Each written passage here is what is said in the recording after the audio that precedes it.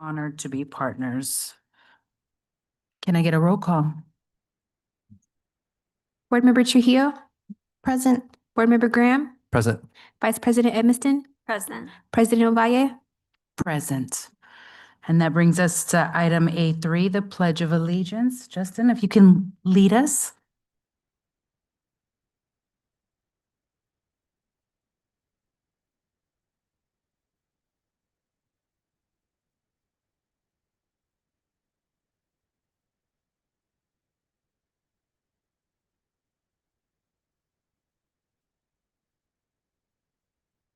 Thank you so much. That brings us to item A4, adoption of the agenda, policy BE, DB, M&A.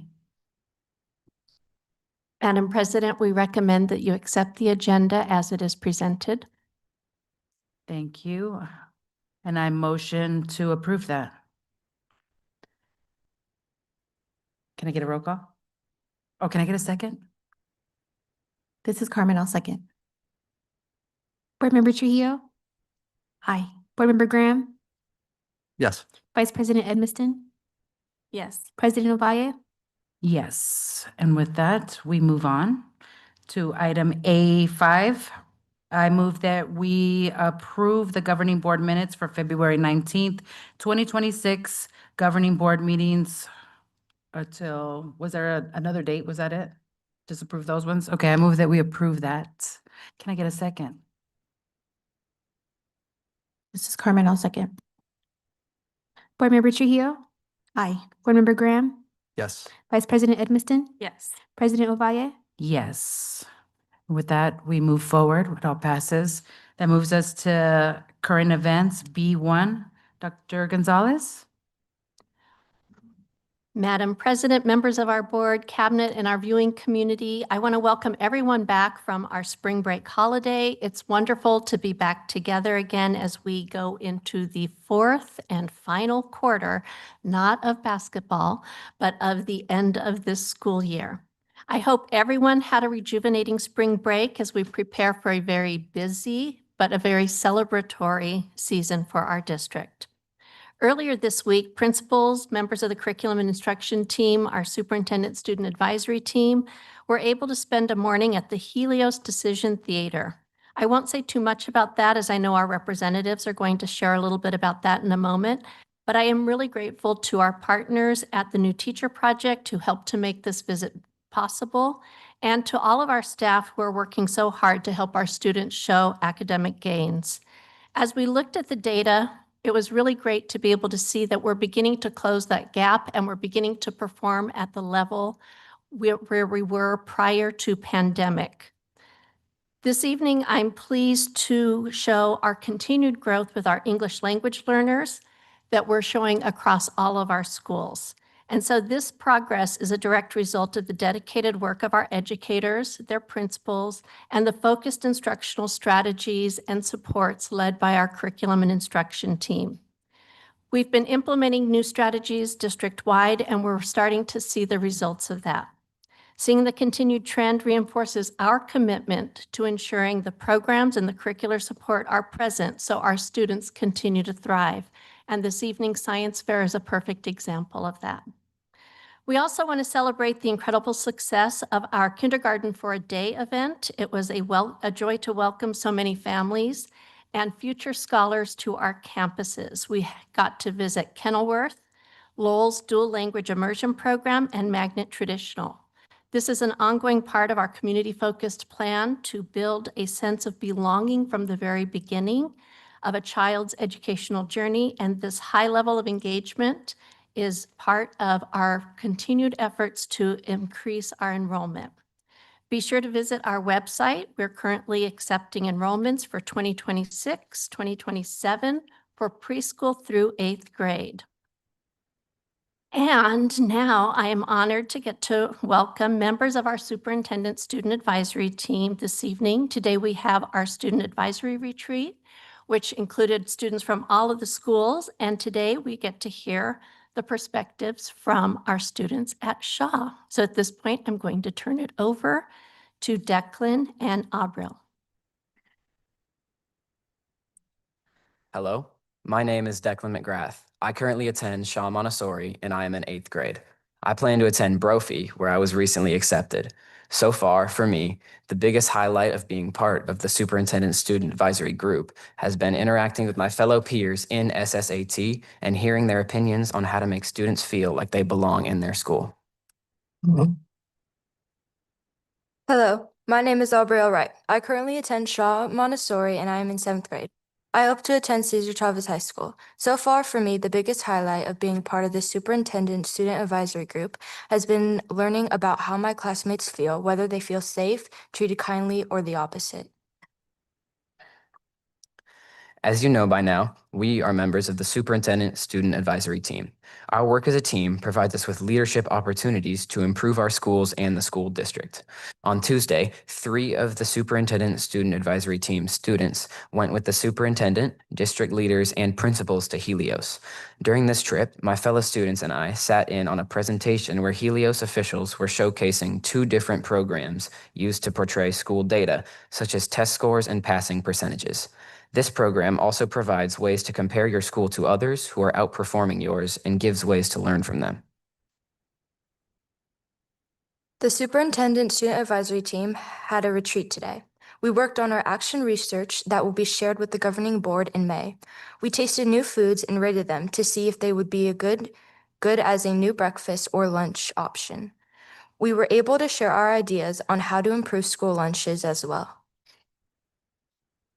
On the same topic as Aubrielle, I really enjoyed the taste test we did. Officials from Child Nutrition came by with food trays and asked us to review several food items. I love the idea of students being in charge of their own menus.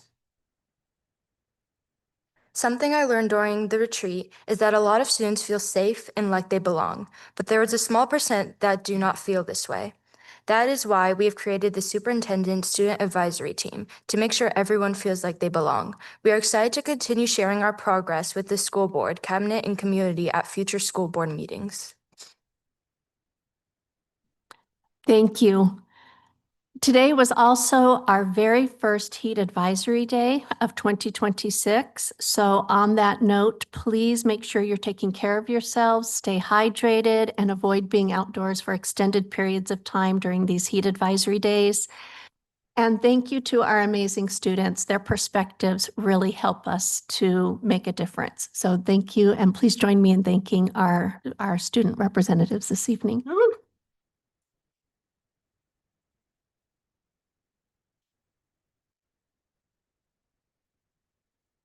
And thanks to everyone who helps to make this possible, Ms. Baumgardner, Mr. Ross, and the team. Thank you very much. That concludes my remarks. Awesome, thank you. That brings us to item B2, board member reports. Anybody have any updates?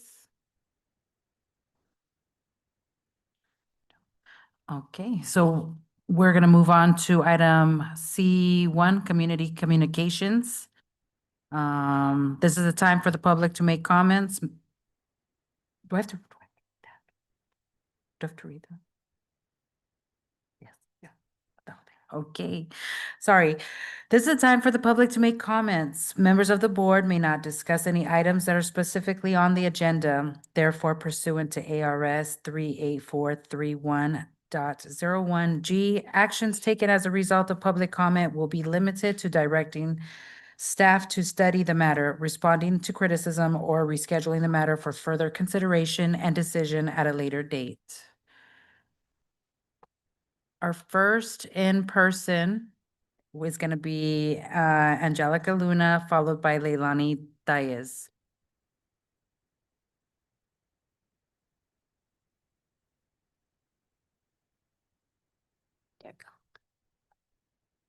November 13th, I sent a letter that was never read, so I'm here in person instead. During the last school closure process, the district noticed that we, the community, weren't backing down, so they brought Aaron Whittle, the now CFO, may I add, an expert in putting school district into receivership, and gloated about how he wasn't fired for it. He manipulated the numbers at the last voting meeting to make it seem like the district was headed into receivership. The meeting where the ESPA president, Maria Rodriguez, along with the PECTA president, vice president, staff from other schools in the district, showed up speaking in agreement with these closures to save the district from receivership and harassed anyone who spoke up against these closures. These are the same people who spoke in favor of closing Herrera, the same voices who were behind these secret plans that I in fact knew and tried to expose on February 22nd of last year. Herrera was also remodeled 2 years ago, so nothing should be wrong with it. Here's the truth. Yes, this district mismanaged millions, but not to the point of receivership. They make $27,000 per student, and that's not including golf tournaments, sponsorships, donations, bonds, and much more. They pay cabinet members over $160,000 in base salary, plus 67 in benefits, etc. This is not a district that is in desperate for money, nor desperate to retain students, as they lost 556 students with these 2 school closures. Last year on September 11th, Aaron Whittle reported that the district spent $404,000 on the Trees for Schools project, but $249,000 worth of trees were provided by the city of Phoenix. Then the district reportedly purchased an additional $109,000 in trees from another organization. Where is the rest of the money? The information comes directly from the Arizona Department of Education and from speaking to those internally. The closure process for Hurd and Dunbar was dishonest, as a decision was made and you would do anything to make this plan happen, if even breaking the Arizona's open meeting law. Now, look, I get it. Hurd is gone. I understand. But make it make sense to my 8-year-old that is sitting here right now. She keeps crying and wanting Hurd open. Hurd was a B school, and you lied saying that it was a C school on February 22nd. We were thriving without the DSEG money, as that is being allocated to Shaw and Magnet, mainly to Shaw. Yes, we have Magnet, a very high-performing school, so we are not schoolless like Victoria. Your daughter and you, Carmen, commented on my social media. You didn't have enough with what you were doing here. You had to harass me on social media too, right? Well, you had 5 schools within a mile radius to choose from. Those who were behind the school closure process plans are benefiting from it. Joseph Fuentes, principal of Emerson, is getting millions to renovate his school. Carmen lives in the Garfield area, and they're renovating her school. Maria Rodriguez, her daughter, is getting ASU prep. Former board president Jessica Bueno got to save Capital Elementary by busing our children miles away. Thank you, Angelica. That brings us to Leilani Diaz.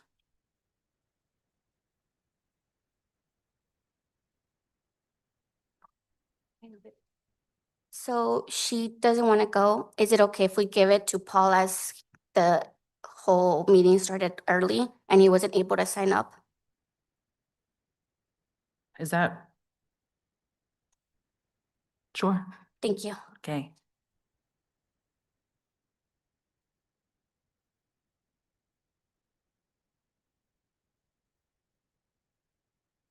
Good evening, Governing Board. Sorry, I was a couple minutes late there. I appreciate you allowing me to speak.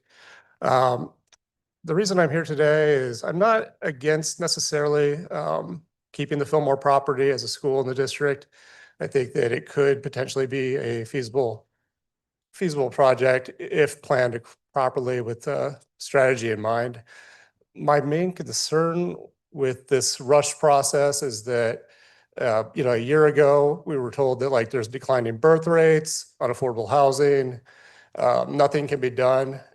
We closed the school with 440 kids approximately, and now we're moving one with 380 into a building that's 4 times as much if this is approved. There's a lot of holes in it, there's a lot of concern with like, yes, it might not need major renovations, but we don't really know until we get in there. It's a huge building. There's a lot of uncertainty with like leasing out the upper floor that can't be used for M&O. There's so many schools in the area. My main frustration is like also the investment in Garfield that we're also voting on today is $18 million, 0.8 miles away. Over 25 million is going into Edison.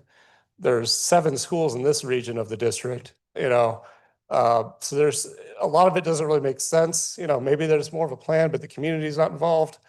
I don't know like how much of the Herrera community is even aware that this is happening. The agenda was posted 2 days ago. There was no communication from the district, that this is going to be voted on today out to the general public.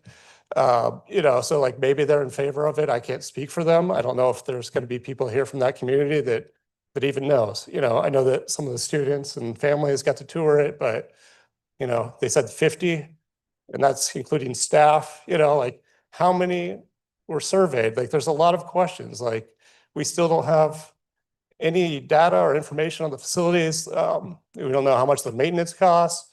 We don't know how many janitors this is going to require, security. Our expenses are tight right now. And it's just like, we didn't get applied economics, any enrollment trends, birth data specifically for the area.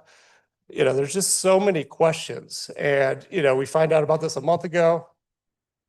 Last year during the hearings, it was talked about that, we were going to renovate Bethune and Lowell. We were going to renovate Fillmore property for a year. And now we're rushing. Thank you so much, Paul. That brings us to Emily, followed by Edgar.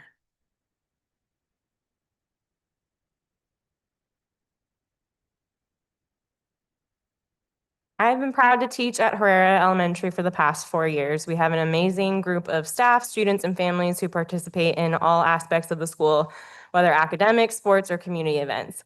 While I appreciate the district's need for fiscal responsibility, I believe moving Herrera from its current location to the Fillmore property would have a devastating effect on our neighborhood and our student population. To move Herrera would be to participate once again in the organized abandonment of this neighborhood and its residents. This organized abandonment would result in less stable housing, fewer jobs, and a smaller social safety net, which in turn would create opportunities for privatized social services and increased police presence and criminalization as a way to fill the cracks created by the loss of Herrera. This has already happened more than once to this community through the loss of Ann Ott and the devastation of the city's intended airport expansion. I hope you will reconsider these plans. I believe the Herrera community deserves a new school at the same site, nothing less. Finally, regardless of the decision today, I hope the district will ensure consistency among our staff by retaining our administrators, particularly Dr. Rosado. Her partnership is needed at Herrera to continue our success. Thank you. Thank you, Emily. Edgar?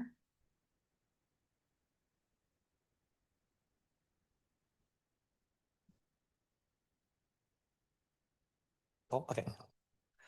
Members of the board, I respectfully ask you to vote yes on moving Herrera Elementary to the Fillmore property. This move is necessary to ensure a safe and healthy learning environment for our students and staff. Our current campus, after the renovations, has ongoing issues including persistent fecal and urinary odors, rat infestations, and ongoing mold concerns. These conditions are disruptive and unacceptable for the school community. 2 years ago, a flood forced Herrera Elementary to relocate to other schools for 8 months. That experience showed how vulnerable our facility is and how often learning is interrupted due to building conditions. Last year, a water heater exploded during classes, and thanks to teachers, the damages were few. But still, we renovated also, again, the offices. Moving to the Fillmore property provides a stable long-term solution and allows students and teachers like me to focus on learning rather than on facility issues. Please consider the well-being of our school community and support this move by voting yes. On another note, I'm also here to express deep concern about the decision not to renew our current vice principal's contract. This will be the 4th vice principal in 4 years. Unacceptable. The level of turnover is disrupting for students, families, and most of all, staff members like myself. While I understand that individual contracts are confidential, the community deserves transparency about the reasoning and criteria behind this decision. We're not asking for private details. We're asking for accountability and a clear explanation of how this is going to serve students and especially staff. This vice principal has been the first in years to consistently address students' behavior fairly and promptly, support teachers in classrooms, and engage the community with professionalism and care, replacing a leader who is finally achieving measurable progress sends a troubling message and jeopardizes the value gains that have been made. I urge the board and district leadership to reconsider this decision At a very best least, please provide a clear, rationale, and a plan to ensure continuity for the students and staff. Our school deserves stability, and our community deserves answers. This is the least you can do. Thank you so much. Thank you, Edgar. That brings us to Adolph Medina.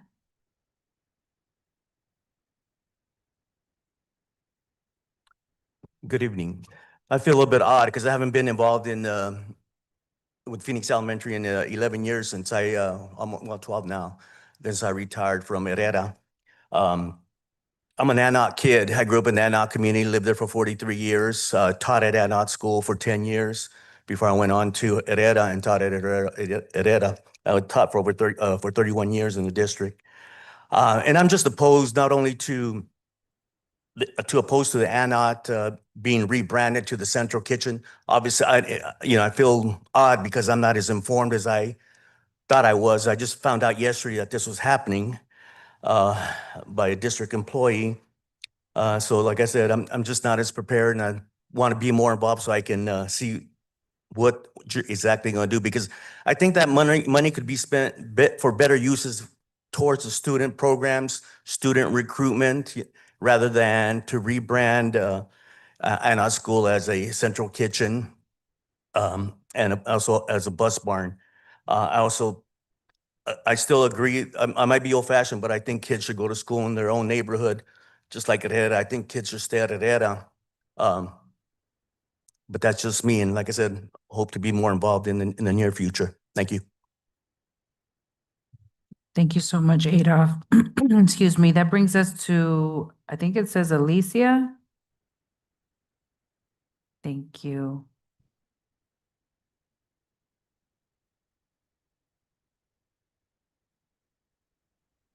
Good evening, Madam President, members of the Governing Board, Dr. Gonzalez, and the Phoenix Elementary community. It is my pleasure to be here as the principal of Herrera School for the Arts.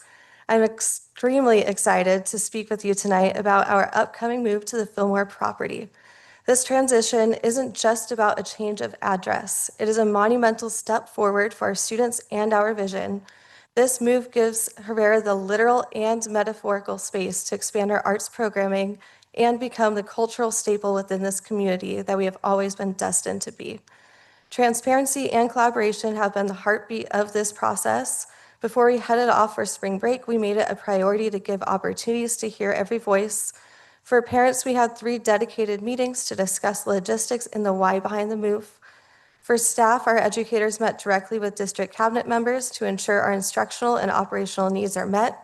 We appreciate having commitment from staff, as it is truly critical for making our vision a reality. For students, team members have spent time in our hallways and during lunches, conducting informal check-ins, and the excitement and energy from students was noticeable. We have worked hand in hand with the district through every phase, from site tours and stakeholder meetings to parent informational letters and feedback-driven visits. This level of communication ensures that when we open those new doors, we aren't just moving into a building, we are moving into a home that was built on the feedback of our community. I am looking forward to working with and leading our staff members who are committed and excited for bringing about positive change for our children and our families. We are ready to grow, we are ready to create, and we are ready to make the new Herrera School for the Arts the heartbeat of the arts in the city. Thank you. Thank you so much.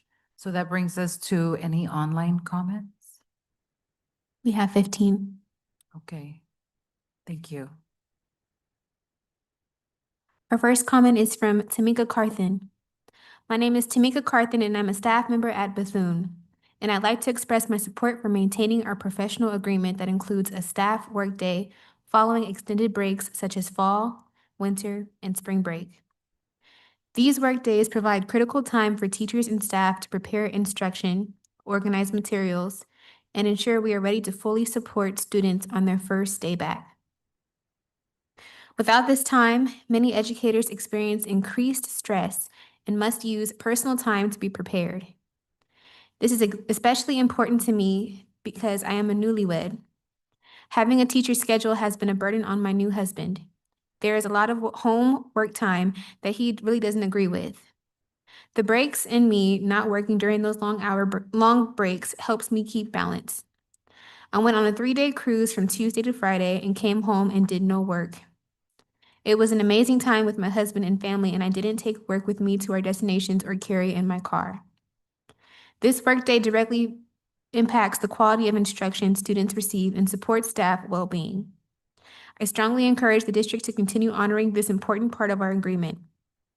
Thank you so much for listening to our concerns. It's nice to just be heard. Many blessings. This community comment is from Emma Tatum. Dear Governing Board, my name is Emma Tatum, and I am a staff member at Whittier Elementary. And I'd like to express my support for maintaining our professional agreement that includes a staff workday following extended breaks, such as fall, winter, and spring break.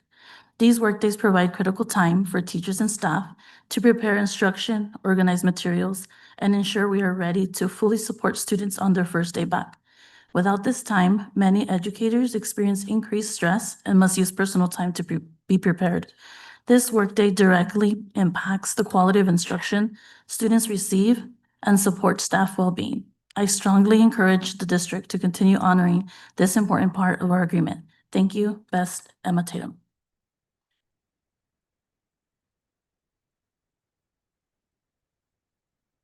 My name is Jessica Boland, and I'm a proud staff member at Whittier.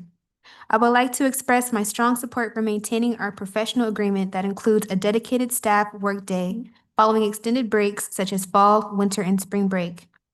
These days are not simply a convenience. They are essential to ensuring that teachers and staff return prepared, organized, and ready to meet the needs of our students from the very first day back. During our most recent workday, my colleague and I had the opportunity to closely analyze our mathematics data. This time allowed us to thoughtfully plan how to strengthen students' understanding of geometry while intentionally introducing foundational fraction concepts. Without this protected time, this level of reflection, planning, and collaboration would have to occur outside of contracted hours, placing an added burden on educators and limiting the effectiveness of our instructional decisions. These workdays have a direct and meaningful impact on the quality of instructions students receive, while also supporting staff well-being and sustainability in the profession. Having worked in 3 large districts in Arizona, as well as teaching abroad, I have seen firsthand the importance of honoring structures that prioritize both student success and teacher capacity. As a twice certified national board educator and a presidential award recipient for K-6 mathematics in Arizona, I am deeply committed to high-quality teaching and continuous improvement.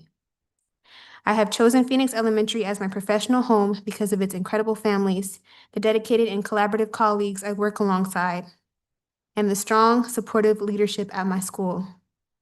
I respectfully urge the district to continue honoring this important component of our agreement.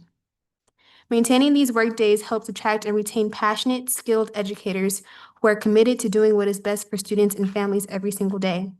I'm Jessica Boland.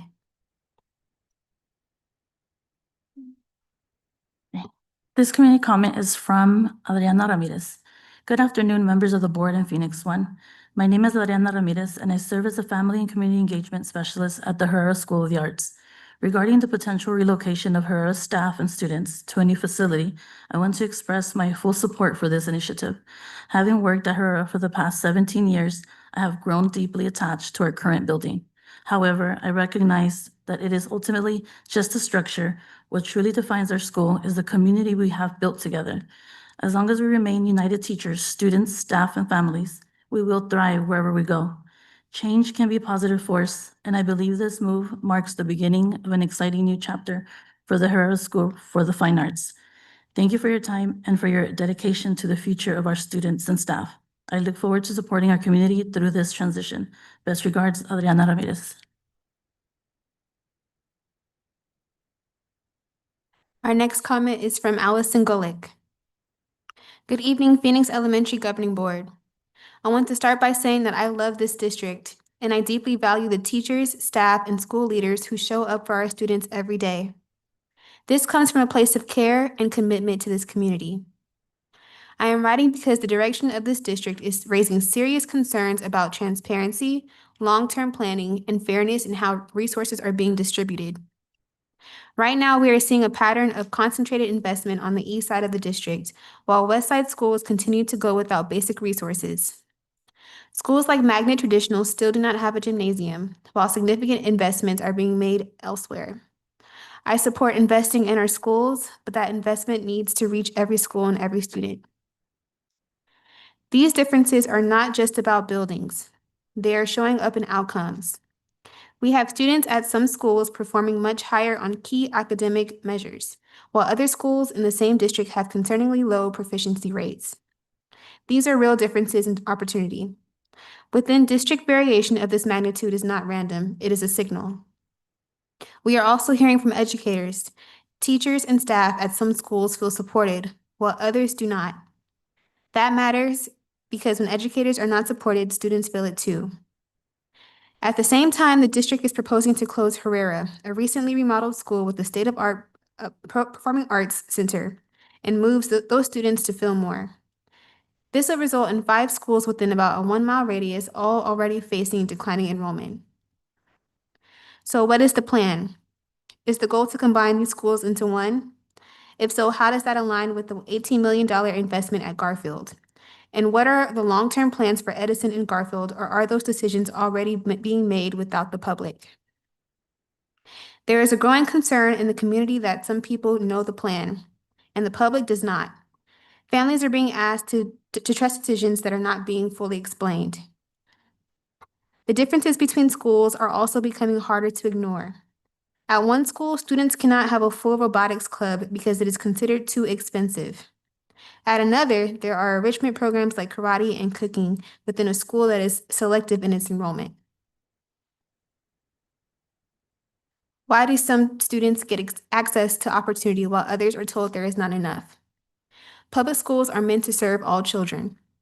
We were told schools had to close because the district could not afford to keep them open and that we were nearing receivership if closures like HERD did not happen. Now we are seeing new investments and major shifts in direction. So what changed? Taxpayers, families, and voters deserve full transparency, not shifting narratives and not decisions made behind closed doors. We are also asking the board not to be bystanders. On the day of the vote, there should not be a large number of unanswered questions from board members. This community comment is from Maria Stansbury.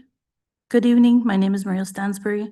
I am writing this email to better explain why we should relocate to ASU Preparatory on Fillmore. I have been a parent volunteer since 2004. Throughout the years, I have been able to see the changes Herrera has accomplished, as well as the obstacles it has also overcome. Herrera Elementary has been a school where family members have made it a generational school for their families to attend. It has brought joy and beautiful memories for so many families, including ours. Herrera has accomplished very high academical achievements throughout its standing years. It is no secret that a few years back, it has not been at the level it once stood for. I believe that with the continuous help of the great teachers, district, and parent volunteers, we can accomplish that level of education once again. As what once was new and fresh is now deteriorating. We have seen the best of what Herrera once was when it came to the cleanliness and quality of a beautiful school. Now we see mold growth, restrooms with the stench of urine. We have not access to the rooftop anymore where once kids played basketball.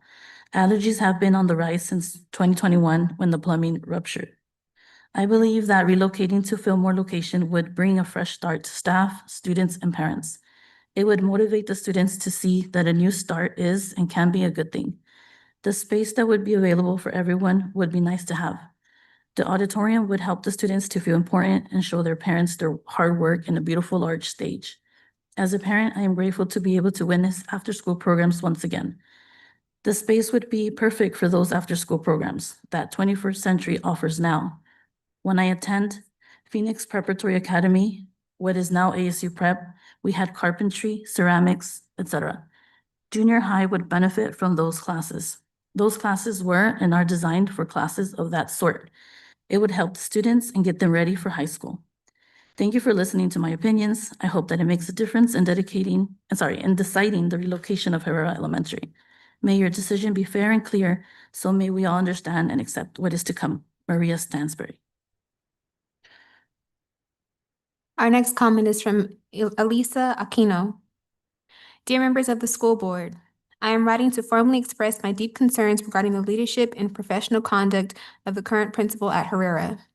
These concerns are not rooted in a single incident, but rather in a consistent pattern of behavior that is negatively impacting staff morale, parent trust, and the overall school community. There have been repeated instances in which communication from the principal has been inconsistent or misleading, creating confusion among both staff and families. Trust is foundational in any educational environment, and when communication lacks transparency or accuracy, it undermines the ability of teachers and parents to work collaboratively in the best interests of students. Additionally, there is a growing perception among staff and community members that the principal is largely absent from the day-to-day life of the school. Effective leadership requires visibility, engagement, and a willingness to be present in classrooms, hallways, and school events. Unfortunately, this has not been the experience at our school. The lack of active involvement sends a discouraging message to both staff and students. I'm also concerned about the apparent lack of advocacy for the return of assistant principal, whose absence has placed additional strain on staff and disrupted the stability of school operations. Strong leaders support their teams and actively work to maintain continuity, especially during challenging times. Dr. Rosado is the only constant on campus. Equally troubling is the principal's absence from community events and opportunities to engage with families. School leadership plays a critical role in building relationships beyond campus walls, and this lack of presence further contributes to a disconnect between administration and the community it serves. Ultimately, leadership should be grounded in integrity, accountability, and a genuine commitment to the well-being of students and staff. At this time, many feel those standards are not being met. I respectfully ask the board to look into these concerns and take appropriate steps to ensure that Herrera has leadership that reflects the values and expectations of our district and community. Thank you for your time and consideration. Elisa R. This community communication is from Cristina Ramirez Renteria. To the board members and superintendent, my name is Cristina Ramirez and I am the crossing guard at Herrera Elementary School. I am writing to express my strong support for the proposed school change. While I understand that change can be significant, I am confident this transition will bring positive outcomes for our community, students, and staff. My connection to Herrera runs deep. I attended pre-K through 8th grade here, and my children are current students, with my oldest having promoted last year. I will miss the Herrera building, but I believe that change is sometimes necessary for the best interest of our children. Our current building endured considerable issues, and the temporary student transportation to Lowell was stressful for many. With Herrera relocating to the Fillmore building, I am optimistic that such situations can be avoided in the future. I am excited for the new change, and I look forward to the positive developments the next school year will bring. Thank you for your time and consideration. Sincerely, Cristina Ramirez. Our next comment is from Nicole Goodwin. Good evening, board members, cabinet members, and Dr. Gonzalez. My name is Nicole Goodwin, and I am a proud first grade teacher at Whittier and PECTA treasurer. I wanted to thank you all and PECTA again for their workday after our break. As a reminder, teachers do not get paid for breaks, so it's appreciated that the district has set aside time for us so we don't have to work on those days if we don't choose to. I accomplished so much on the work days. This time we had a helpful writing PD in the morning with time to vertically collaborate, and then we had time in the afternoon to work on our own. I got to update all of my bulletins showcasing student work and upcoming learning planning planned for the month.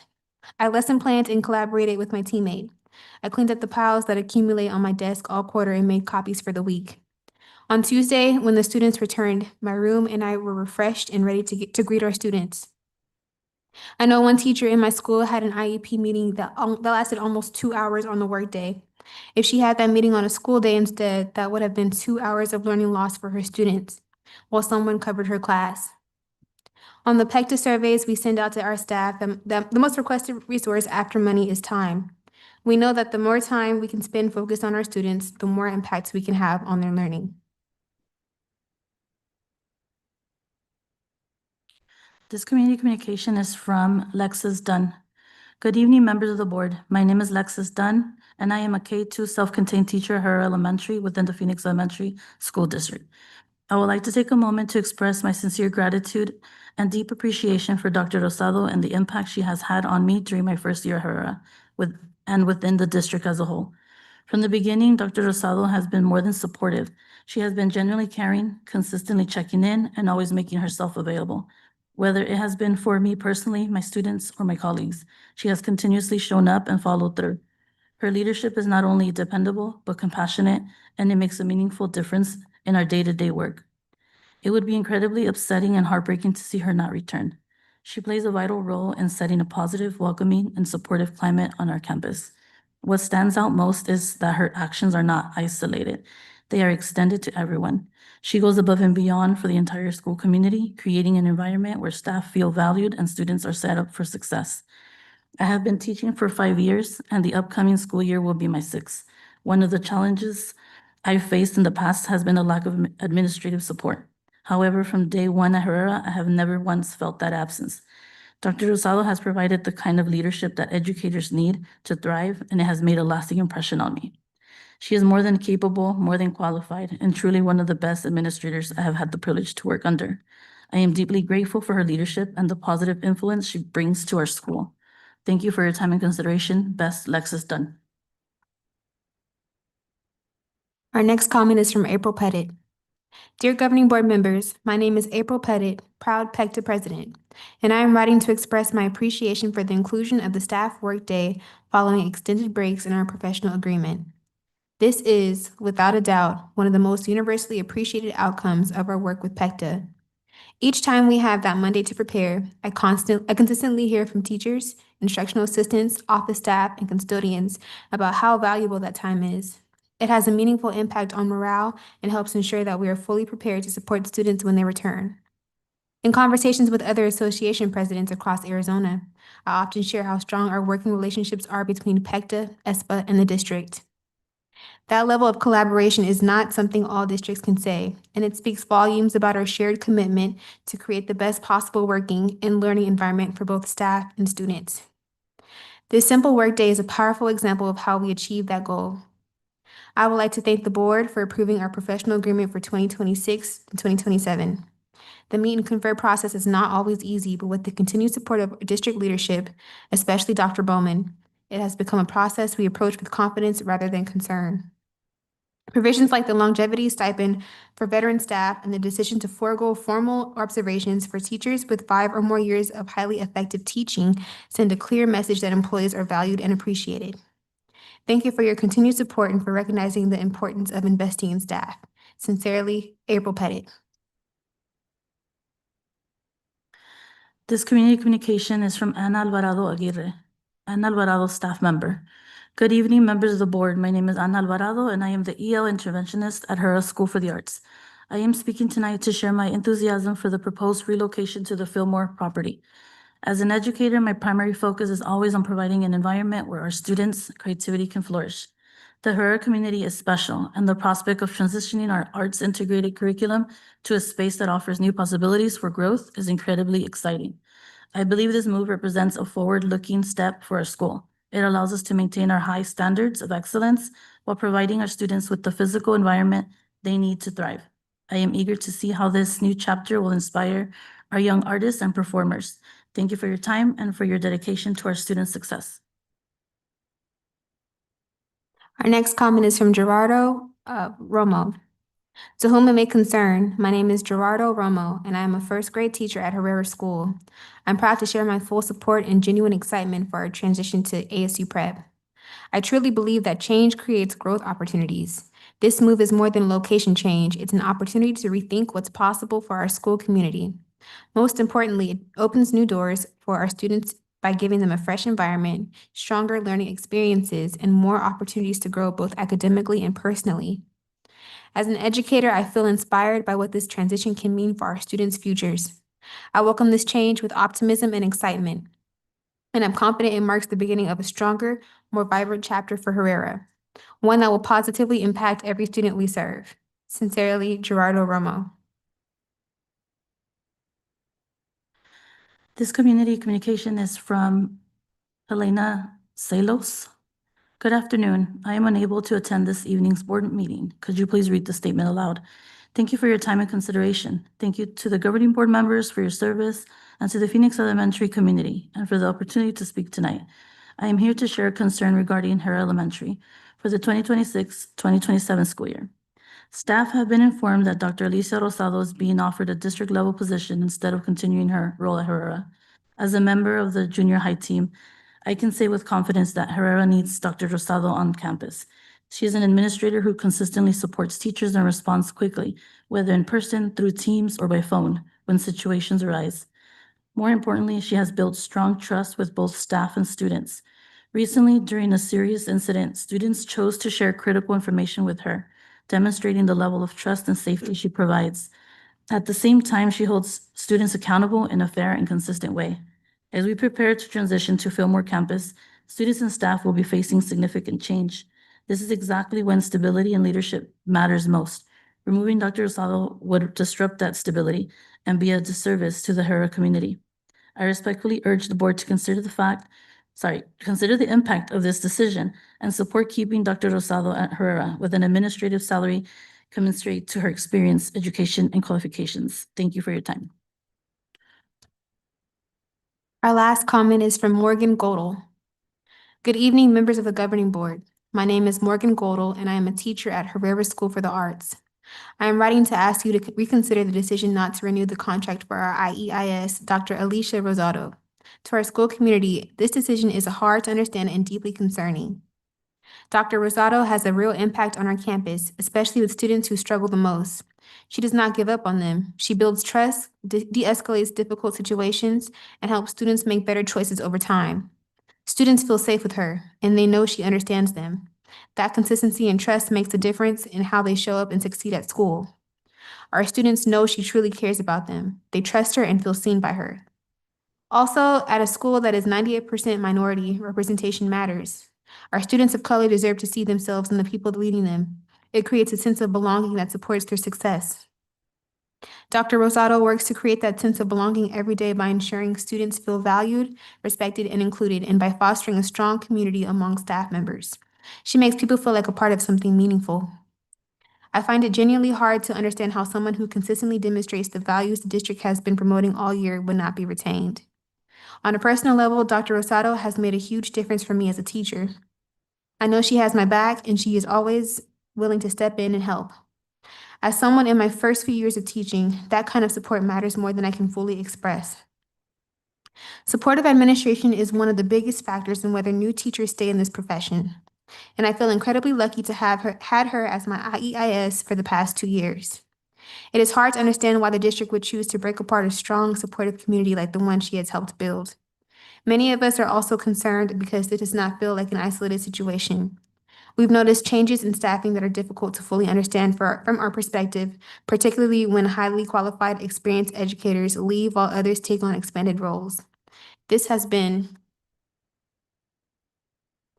discouraging, and it can make it challenging to feel confident that we are consistently prioritizing what is best for students. Staffing should never be an area where corners are cut or costs are minimized at the expense of quality. Our students only get one chance at an elementary education.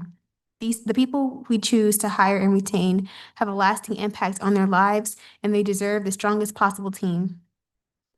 Dr. Rosado stands up for what is right. She advocates for students and staff, even when it is difficult, and consistently makes decisions based on what is best for the school community. She is a core part of the Herrera family and a major reason many of us have chosen to stay. Strong, stable, and supportive leadership is one of the most important factors in staff retention. In the midst of a nationwide teacher shortage, the district needs to prioritize keeping leaders who make people want to come to work. Also, as a developing art school, Dr. Rosado has been a consistent supporter of the fine arts. This concludes our comments. Thank you so much for everybody for reading and participating. That brings us up to item D1, our consent agenda. I move that we accept the consent agenda. Can I get a second? Second. Board Member Trujillo? Aye. Board Member Graham? Yes. Vice President Edmiston? Yes. President Ovalle? Yes. And with that, it passes. And so that moves us to action item E1, the governance information. As part of the district's strategic plan, the board shall monitor student outcomes regularly. Action item E2, receive, discuss, and consider approval of the monitoring reports for board goal number 3. Dr. Gonzalez, will you start this? Yes, Madam President. Goal 3 is the percentage of English learners increasing proficiency levels, at least one category of proficiency. And if you'll remember, there are 4 levels of proficiency.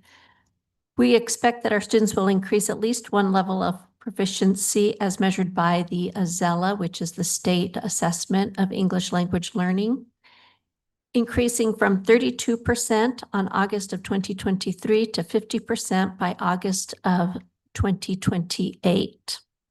And so this is work that our teams have been working on for some time. And again, I want to remind us that as we've been embedding this goal into our instructional strategies, this is something that we look at not only in terms of our English language learners, but the strategies that we're using here are the same strategies we use in ELA and in math instruction. So there's consistency in the way that we're presenting learning for all students because we know it benefits all, but in particular, students who are learning English. So here on the next page, you see that where we are in terms of our goal. In 2024, we hit the goal with 36%. In 2025, we hit the goal at 39%. And now in 2026, the goal is to get to 43%. So you can see in the chart up above where we've actually exceeded the goals that had been set. And again, we believe this is because of the instructional strategies embedded across content areas. So as you look at this information, you can also see our demographic breakdown because all of our students are in different categories, even if they are English language learners. But you can see that our students continue to show great growth, whether they're in free and reduced lunch programs, exceptional student services, and also by their demographic groups. So these are areas that we want to continue to work on. And at that, I'm going to turn it over to our expert in data, Dr. Lloyd.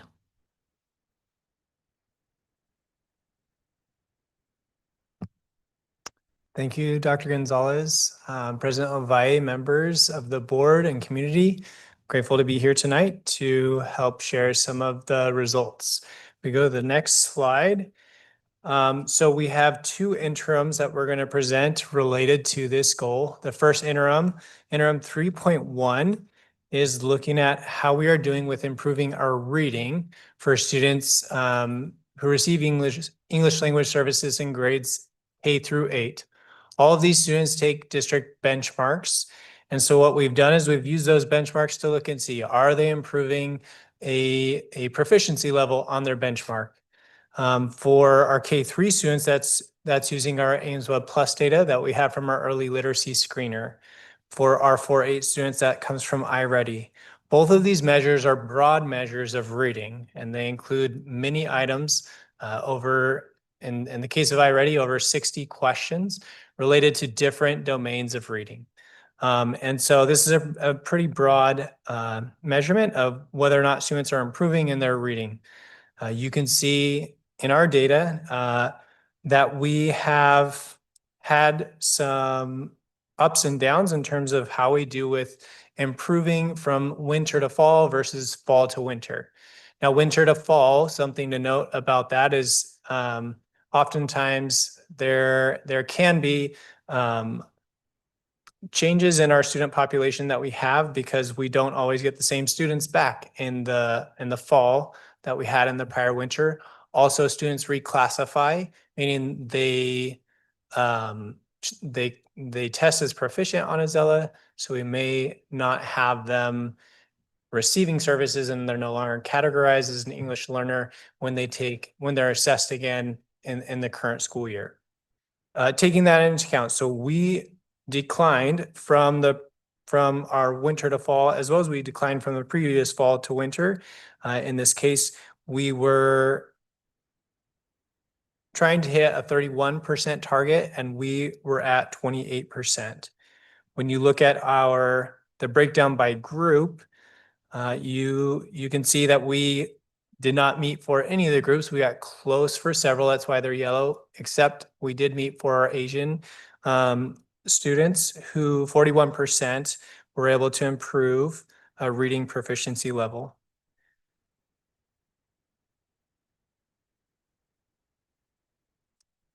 One thing I'll say, even though we declined from fall to winter to 28%, seeing the improvement at 35% from winter to fall of 25-26 does bode well in terms of our reading, showing some improvement when we take Azella this year.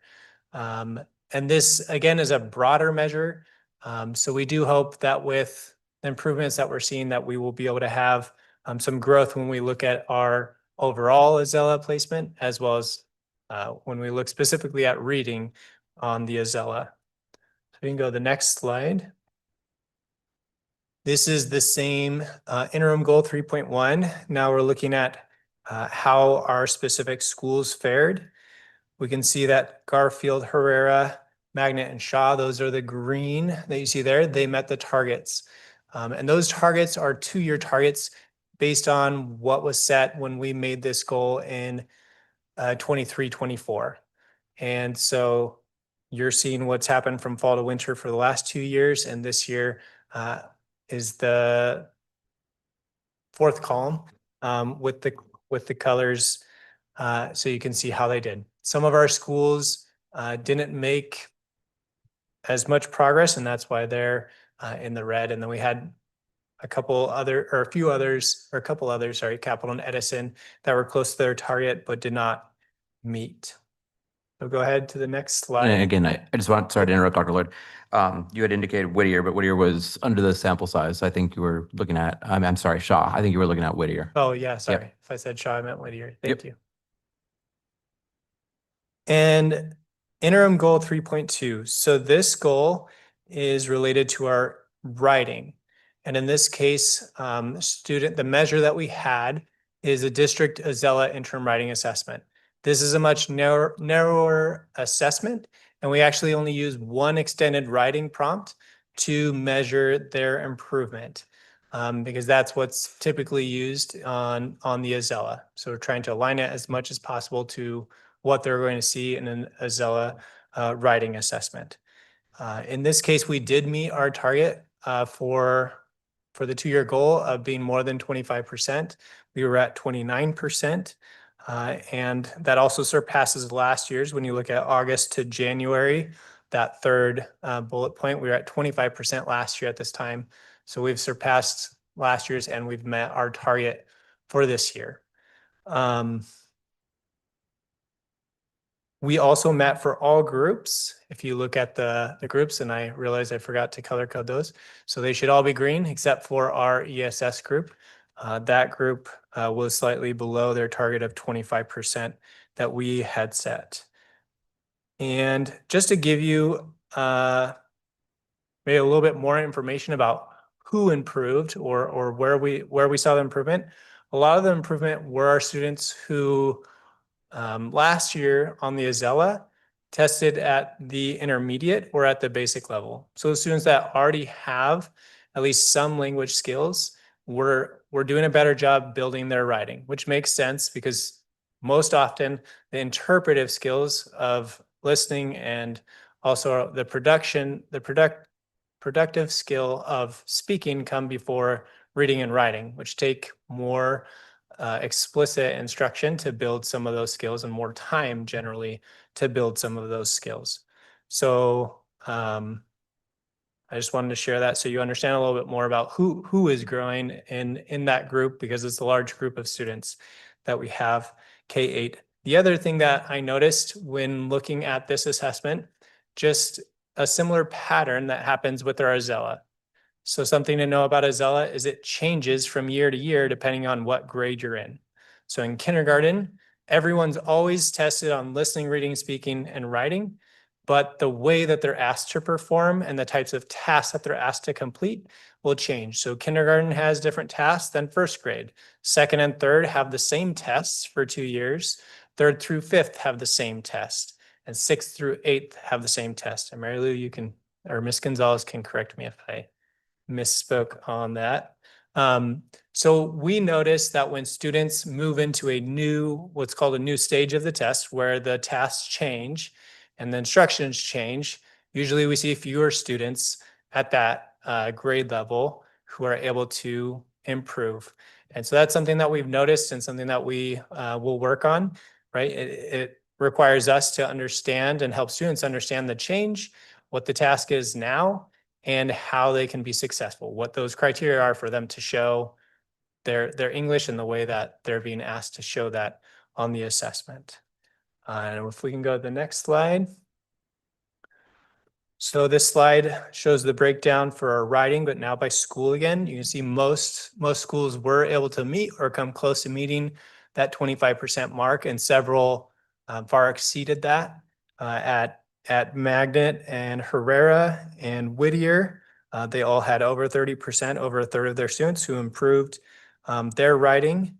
And again, many others also met that target. So this is something that we want to continue to see and to improve, and to ensure that all of our students get opportunities to write. Even our youngest students, our kindergarten students, are asked to write on the Azella, which is challenging, right? Many of them are still learning letters and how to make a consonant, vowel, consonant word, cat, things like that. So it is a challenge to improve in writing at all stages, but it's something that we know we have to improve on and that we will continue to work on. So I don't know if at this point, do we want to call on Ms. Gonzalez to come and speak to some of what's working and what needs more attention? Thank you, Dr. Lloyd.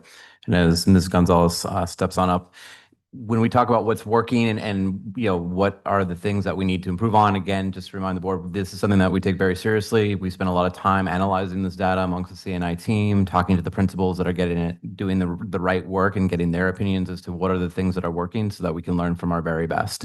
And one of our very best is Ms. Gonzalez, who's going to talk a little bit about what's working and what we can pull from the data.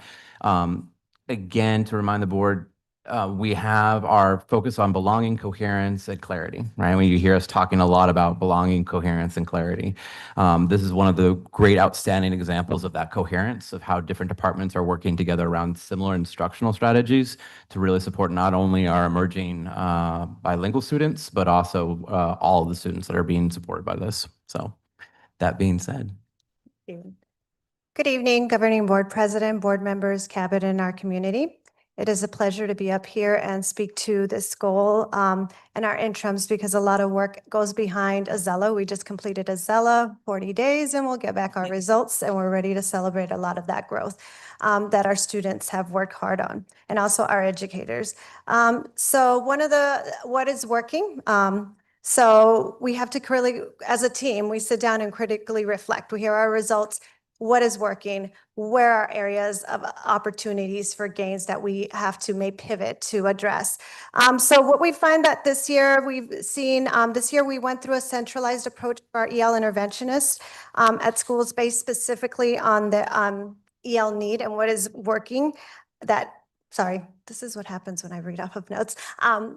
We looked at the expertise of our EL interventionists. Our EL interventionists have a lot of talent, background, and passion for teaching. So we made sure that we took those talents and placed them in the right school to address those needs. And we are finding that to be very effective because not only are they being there for the students, but they're also being a support. We're using their leadership talents to also support teachers on the strategies that should be used with our students. The other piece is our whole staff training. That has continued. We've a couple years back, we dedicated to really looking at and embracing the idea that we're all language teachers, because regardless of anything, our students get new vocabulary, get academic language. So every day students should be learning that language. So embracing that and making sure that the strategies are embedded not only in our EL trainings, but in all of our trainings. So a lot of the sheltered instruction approaches are part of our trainings. This year we got to have Dr. Kinsella really focus in not just on those vocabulary routines, but also on the structured dialogue routines with students for engagement. And it was also focused for our upper grades teachers, which was something that our upper grades were really embracing because it was an opportunity for them to know that how can I start structuring language discourse with our students in the upper grades throughout the content areas. So we've seen a lot of what's the word? Implementation of it as we do our district walkthroughs. We've also had feedback about how can I implement this more with our instructional coaches assistance. So the other piece is instructional coaching, just like I mentioned, has been impactful. It has been in addition to this year, but as we sit and think about professional development for district-wide, we make sure that all departments are on the table to make sure that we're taking into account all of the strategies that should be embedded in good instruction and that are research-based. So that continues to grow. The other piece is making sure that our district curriculum, that those EL supports are present, that our teachers are aware of them. We continue to have PD and support and in the classroom with teachers on that piece. One of the things that's new this year is we had English 3D for our EL interventionists to focus on with our students for targeted time. This was an initiative that came not just looking at our students because we want them to grow in their language, but we also want to think about their long term.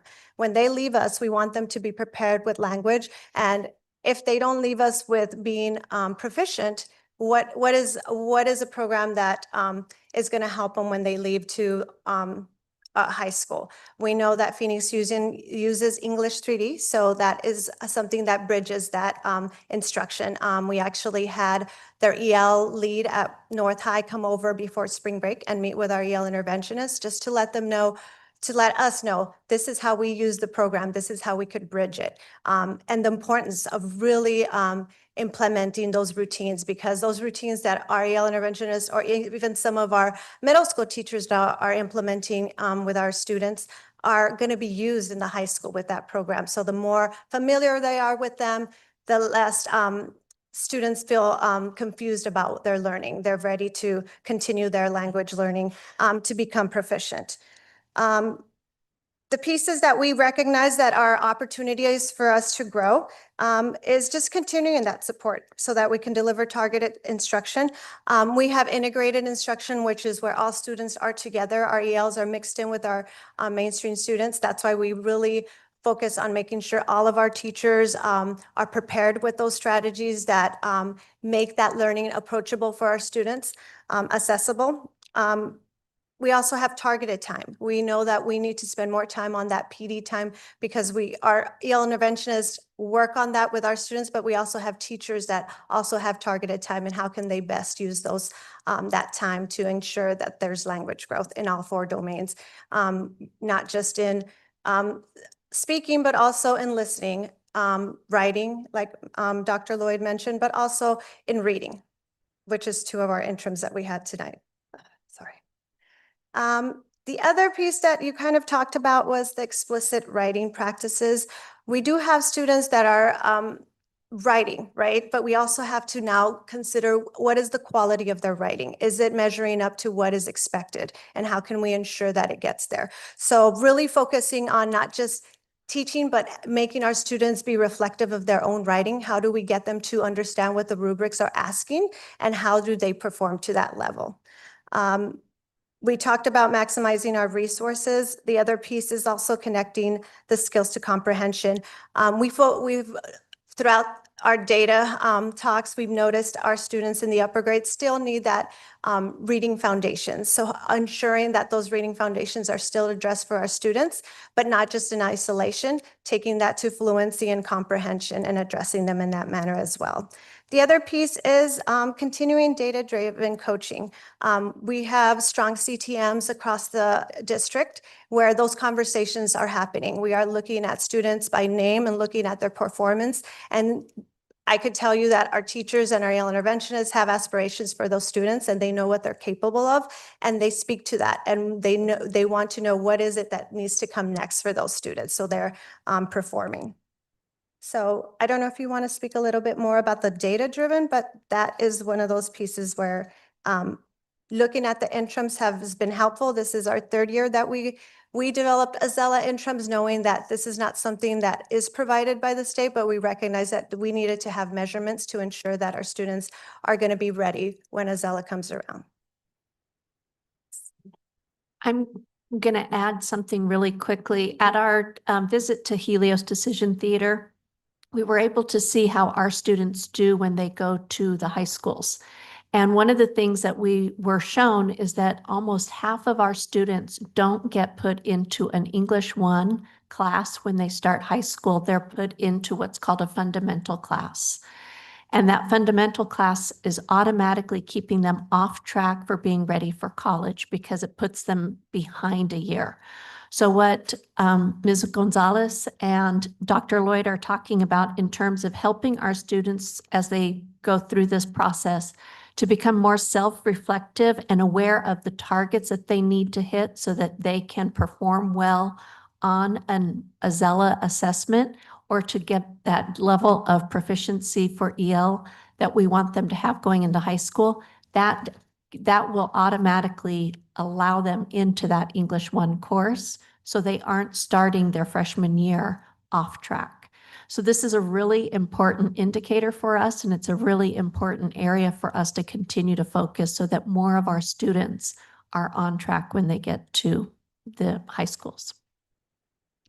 And I would say Azella is our assessment that measures the growth. We get to showcase how much our students are growing, but programs and strategies are really what's going to, in long term, be sustainable for our students to ensure that they're getting that academic language that's going to be impactful for their growth. Awesome. Thank you. Anybody have any questions? Sure. Thank you. Good evening, Madam President, rest of the board, and everybody in attendance. I just wanted to congratulate our students and staff on the increases that we saw. And just really appreciate the hard work that goes into getting to that growth. And thank you for the clarity for the data that we saw where we've got some work to be done. I always appreciate finding just some peace knowing that we know where we're at and where we can pivot and make some changes to get some more gains in there.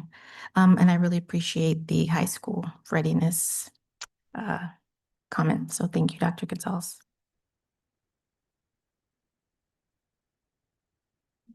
President Ovalle, I'd like to ask a question, if that's okay.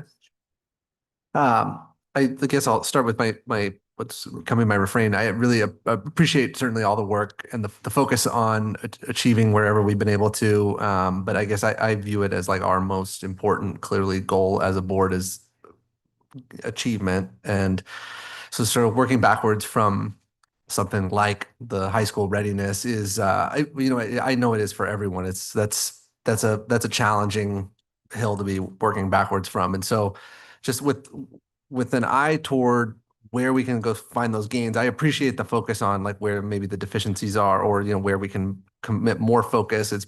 We have to, I agree, like do as best we can to address those deficiencies. I'll say my bias, and it's just that it comes from not the world you live in every day. So take it in the spirit that is given. It's just to run as like hard and fast as we can with a great urgency at the things that are working wherever we see the green shoots. And so I don't need an answer today, but just it's sort of indulgently, I think I would appreciate some sort of, if you had to go look at that list or maybe break it down a different way of what you think is working on the strategies, programs over time, like if there's one of those things or even a sub program there that you think is, and this doesn't mean it's all we do, obviously there's a lot goes into this mix, solving for a very complicated equation in teaching, but getting the best bang for the buck, one of those methodologies, programs, interventions, whatever you think it is,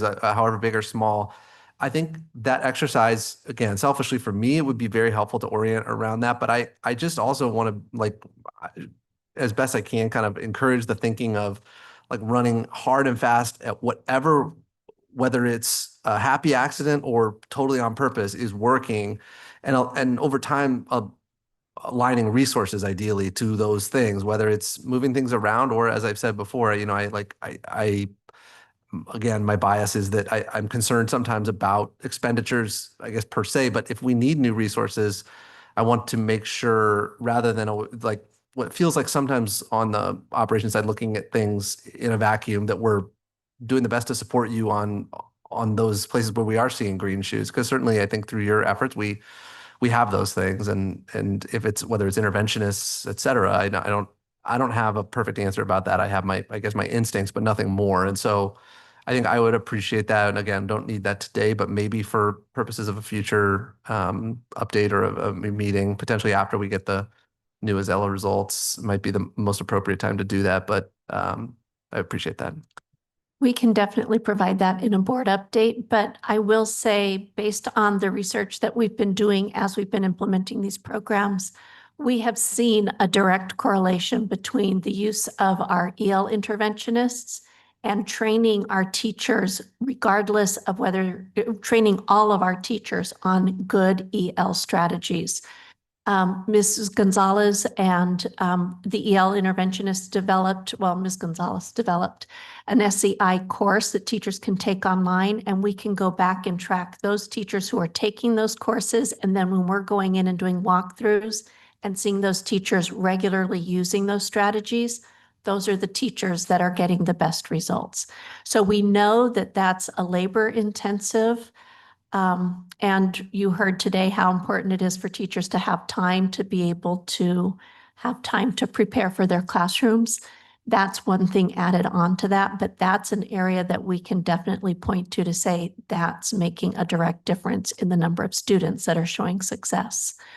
So we will continue to evaluate that, and we will be happy to provide a board report for you in the future on more of that. And Dr. Gonzalez, thank you. The other thing I'll point out is what I started this conversation with was that coherence piece. We've had an EL interventionist in our district for a while. The needle really began to move when the language acquisition department and the curriculum department really started saying these strategies are good for all of our kids. And then we started working backwards from what are those strategies that we know work well for our emerging bilinguals. As Ms. Mary Lou said, all of our students, as the data shows, are learning the English language in some capacity. So if we know this works well for students that are learning the English language who are bilingual, this should be working for all. And I want to give credit to all of the departments from curriculum instruction and the training that we've invested in the coaches who now are speaking the same language as our EL interventionists, to our ESS department who has been taking full advantage of the trainings from Dr. Kinsella, so that those individuals, because many of our students that are emerging bilinguals may also be dual classified as ESS as well. So we want to make sure we're supporting them in those categories. So that coherence of making sure everyone understands the language, the strategies, we went so far as making sure every single one of our principals attended that training and knew the training and knows the vocabulary just as well as the EL interventionists, just as well as the coaches. So I think that coherence and that collaboration has really been leading the needle, and it's thanks to our leaders that are always working so hard together.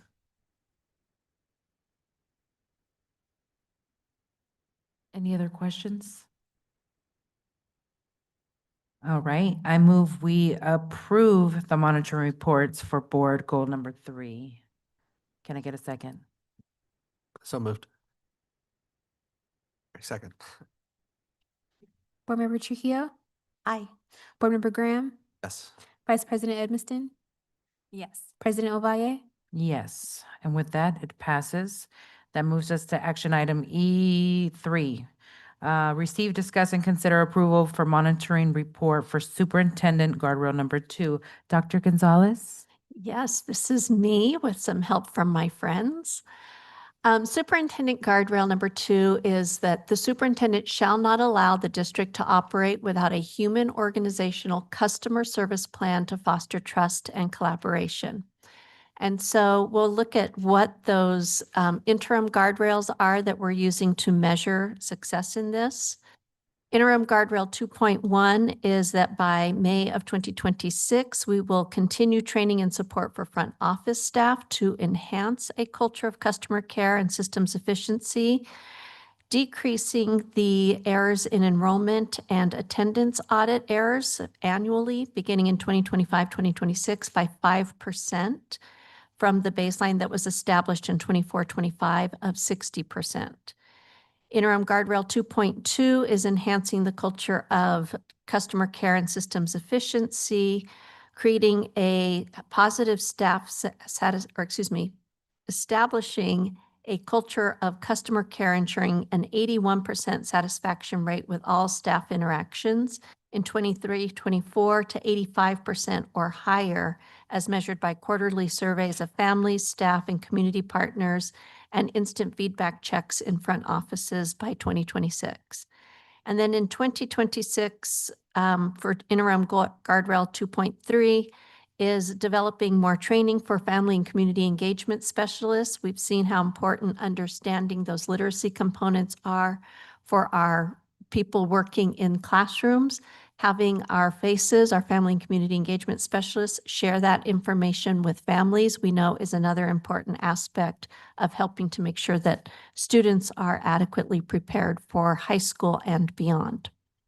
So when we look at the next slide, looking at interim guardrail number 1, when we talked about this in the fall, we talked about the fact that we're actually now doing our own internal audits of the error reports that we would, if we're pulling the enrollment and the attendance information, we're checking for the things that we get dinged on constantly for our audits. One is proof of residency. We have to be able to show that a student who is enrolling in our schools has a residency, that they are living in our district or in the state of Arizona. When we started this, we had 62% we had a 38% error rate. When we started these, we had about a 75% error rate on average.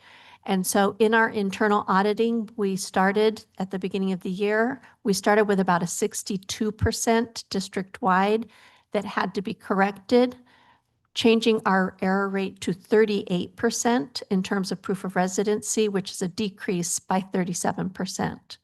The other error that we find often is our home language surveys. Home language surveys identify students whose primary home language is other than English. And when those are not appropriately marked or identified, it means a student may not be getting services that they are eligible to receive. So when we started this, we had 92% of the errors that had to be corrected, but that's taken us down to an 8% error rate currently, a change of 67% from where we were at the beginning of the year. And then withdrawal forms, when students withdraw, we have to be able to track where they go to the extent possible, or appropriately code whether they are leaving the district, leaving the state, leaving or an internal transfer. We corrected 66% of those, going down to an error rate of 34%, which shows a drop in the error rate of 41%.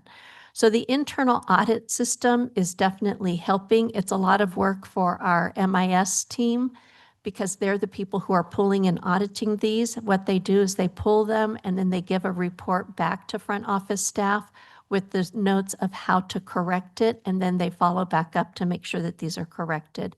And that's where we get to that percent corrected.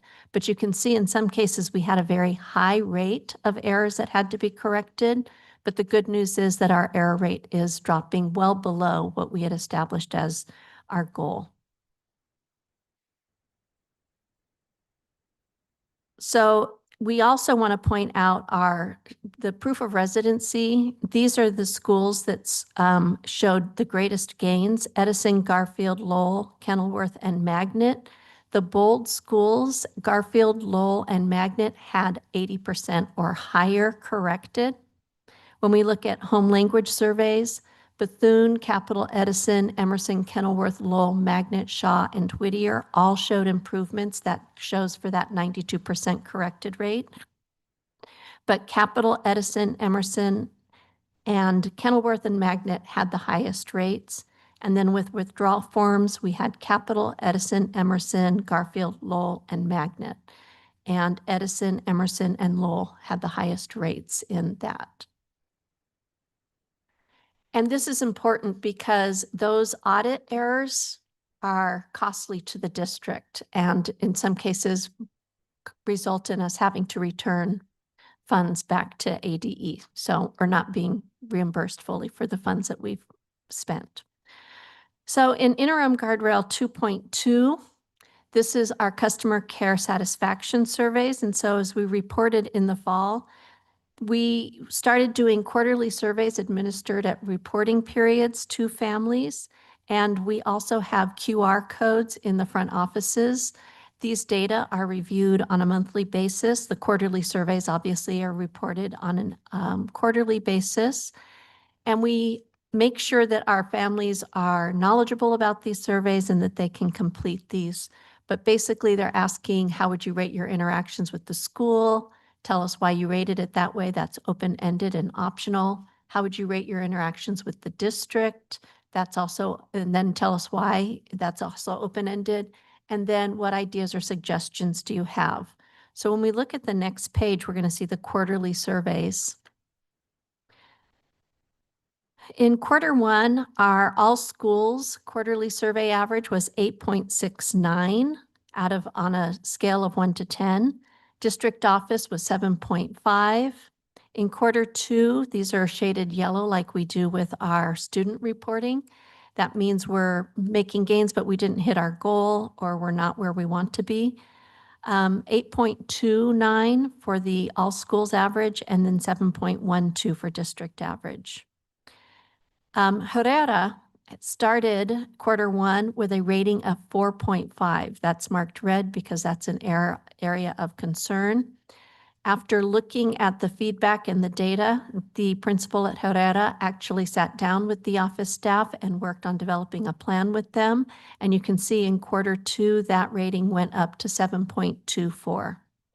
Shaw Montessori and Kenilworth both had high averages of 9.5 in quarter two, up from 9.13 at Shaw, and at Kenilworth went from 7.83 to 8.4. So core themes. One of the things that we hear from families is that we need stronger policies and management of disruptive behaviors. Leadership, requests for higher visibility from principals and vice principals, or in our district, we call them IEISs. And then special services, more demand for parent training on IEPs and how to read an IEP or make sure that the IEP is being followed. Quarter two, the key themes that came out were operational reliability, frustrations with transportation were strong frustration points.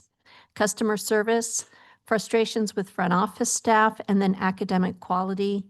There's a request to transition from computer-based learning back to quote unquote real teacher interaction and more STEM.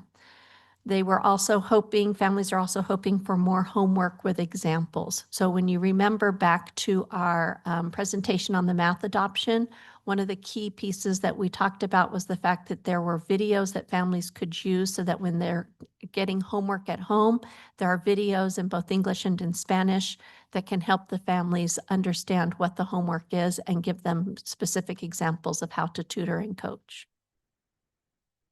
So top themes requested by families for support include staffing and tutoring, hiring more instructional assistants, and providing junior high tutoring for high school prep. Safety and security, requests for increased campus security and more police presence. Curriculum transparency, providing clear parent guides. And again, we're happy to report that those are coming in the new curriculum. Operational consistency, more reliability from the transportation department, and then an academic balance on more hands-on STEM literacy, reducing reliance on digital platforms. The other part of interim guardrail 2.2 is the front office survey. Again, these are the QR codes that are instant. So the overall rating was 3.3 out of 5. Bethune, Emerson, Lowell, and Shaw all received perfect ratings from families. The survey is based on a 1 to 5 scale, 1 being extremely dissatisfied. Negative feedback was concentrated at Herrera, and we talked about seeing that in the first quarter. So that's not inconsistent with the data that we had received earlier, but the themes include an unwelcoming environment, multiple parents reporting not feeling welcome or not being greeted when they enter the campus by the front office staff, staff attitude, words like rude, bad mood, no respect, or unprofessional were used repeatedly, and that there are communication gaps. One parent mentioned that the staff seemed unaware of school events, the Student of the Month event, or others, and were unable to answer questions for parents over the phone. So that, again, was addressed by the principal, and that's where you see that improvement coming, and it's continued to be working on. Then we moved to interim guardrail 2.3. In May of 2026, the district will provide training for family and community engagement specialists in communication and support strategies, really targeted to help parents with the academic engagement component.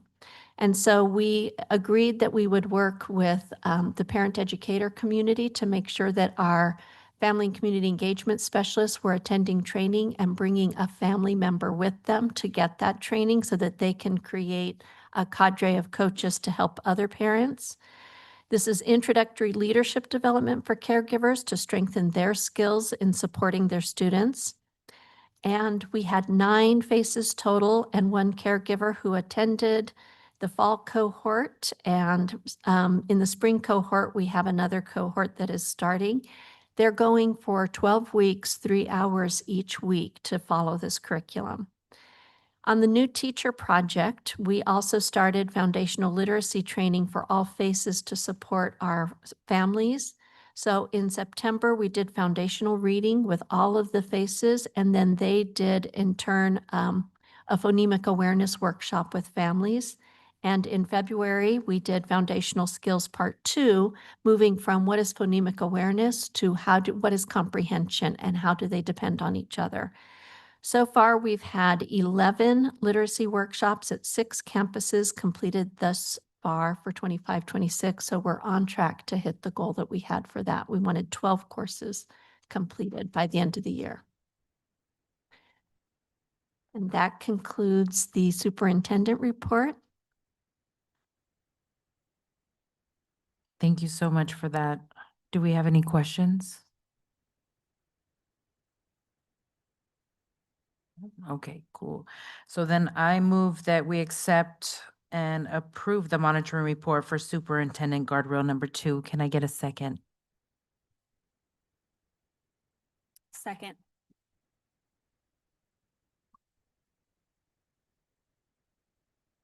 Board Member Trujillo? Aye. Board Member Graham? Yes. Vice President Edmiston? Yes. President Ovalle? Yes, and with that, it passes.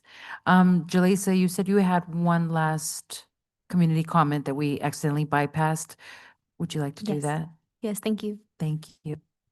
Our comment is from Susan Bauer. To the Phoenix Elementary School District Number 1 School Board, as an educator at Herrera School for the Arts, I am writing to share my support for the proposed moves to the Fillmore property. My perspective is rooted in the desire to ensure our program remains a premier choice for families and that our students are prepared to lead in an increasingly sophisticated creative landscape. A move to the Fillmore property will support the continued high caliber and long-term growth of our K-8 fine arts program. This new facility will better reflect the excellence expected of our learners in our program. This alignment is critical for attracting and retaining families. In a competitive educational market, families seek out districts that demonstrate a clear investment in the whole child. A modern specialized arts facility serves as a powerful recruitment tool, signaling to prospective and current families that our district prioritizes high-level creative development. Next, elevating the instructional standard. Moving from general use classrooms to optimized studio environments allows students to take their craft seriously from an early age.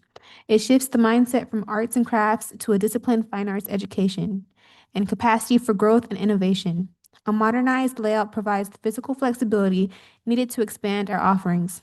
It allows us to bridge the gap between traditional foundational skills and the multimedia creative standards that students will encounter in their future academic careers.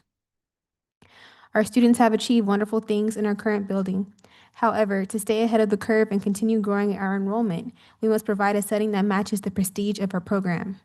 Thank you for your time and for your commitment to keeping our district at the forefront of arts education. Sincerely, Susan Bauer. Thank you, Madam President. Thank you so much for that. That moves us to action item E4, receive, discuss, and consider approval for the boundary change and relocation for Herrera School for the Arts to the Fillmore property, policies FFJC. Dr. Gonzalez, who's presenting? Mr. Whittle will be presenting on this and we'll all be chipping in. But if we start, I want to just remind us of what the proposal is that we're looking at because it's a multi-pronged approach.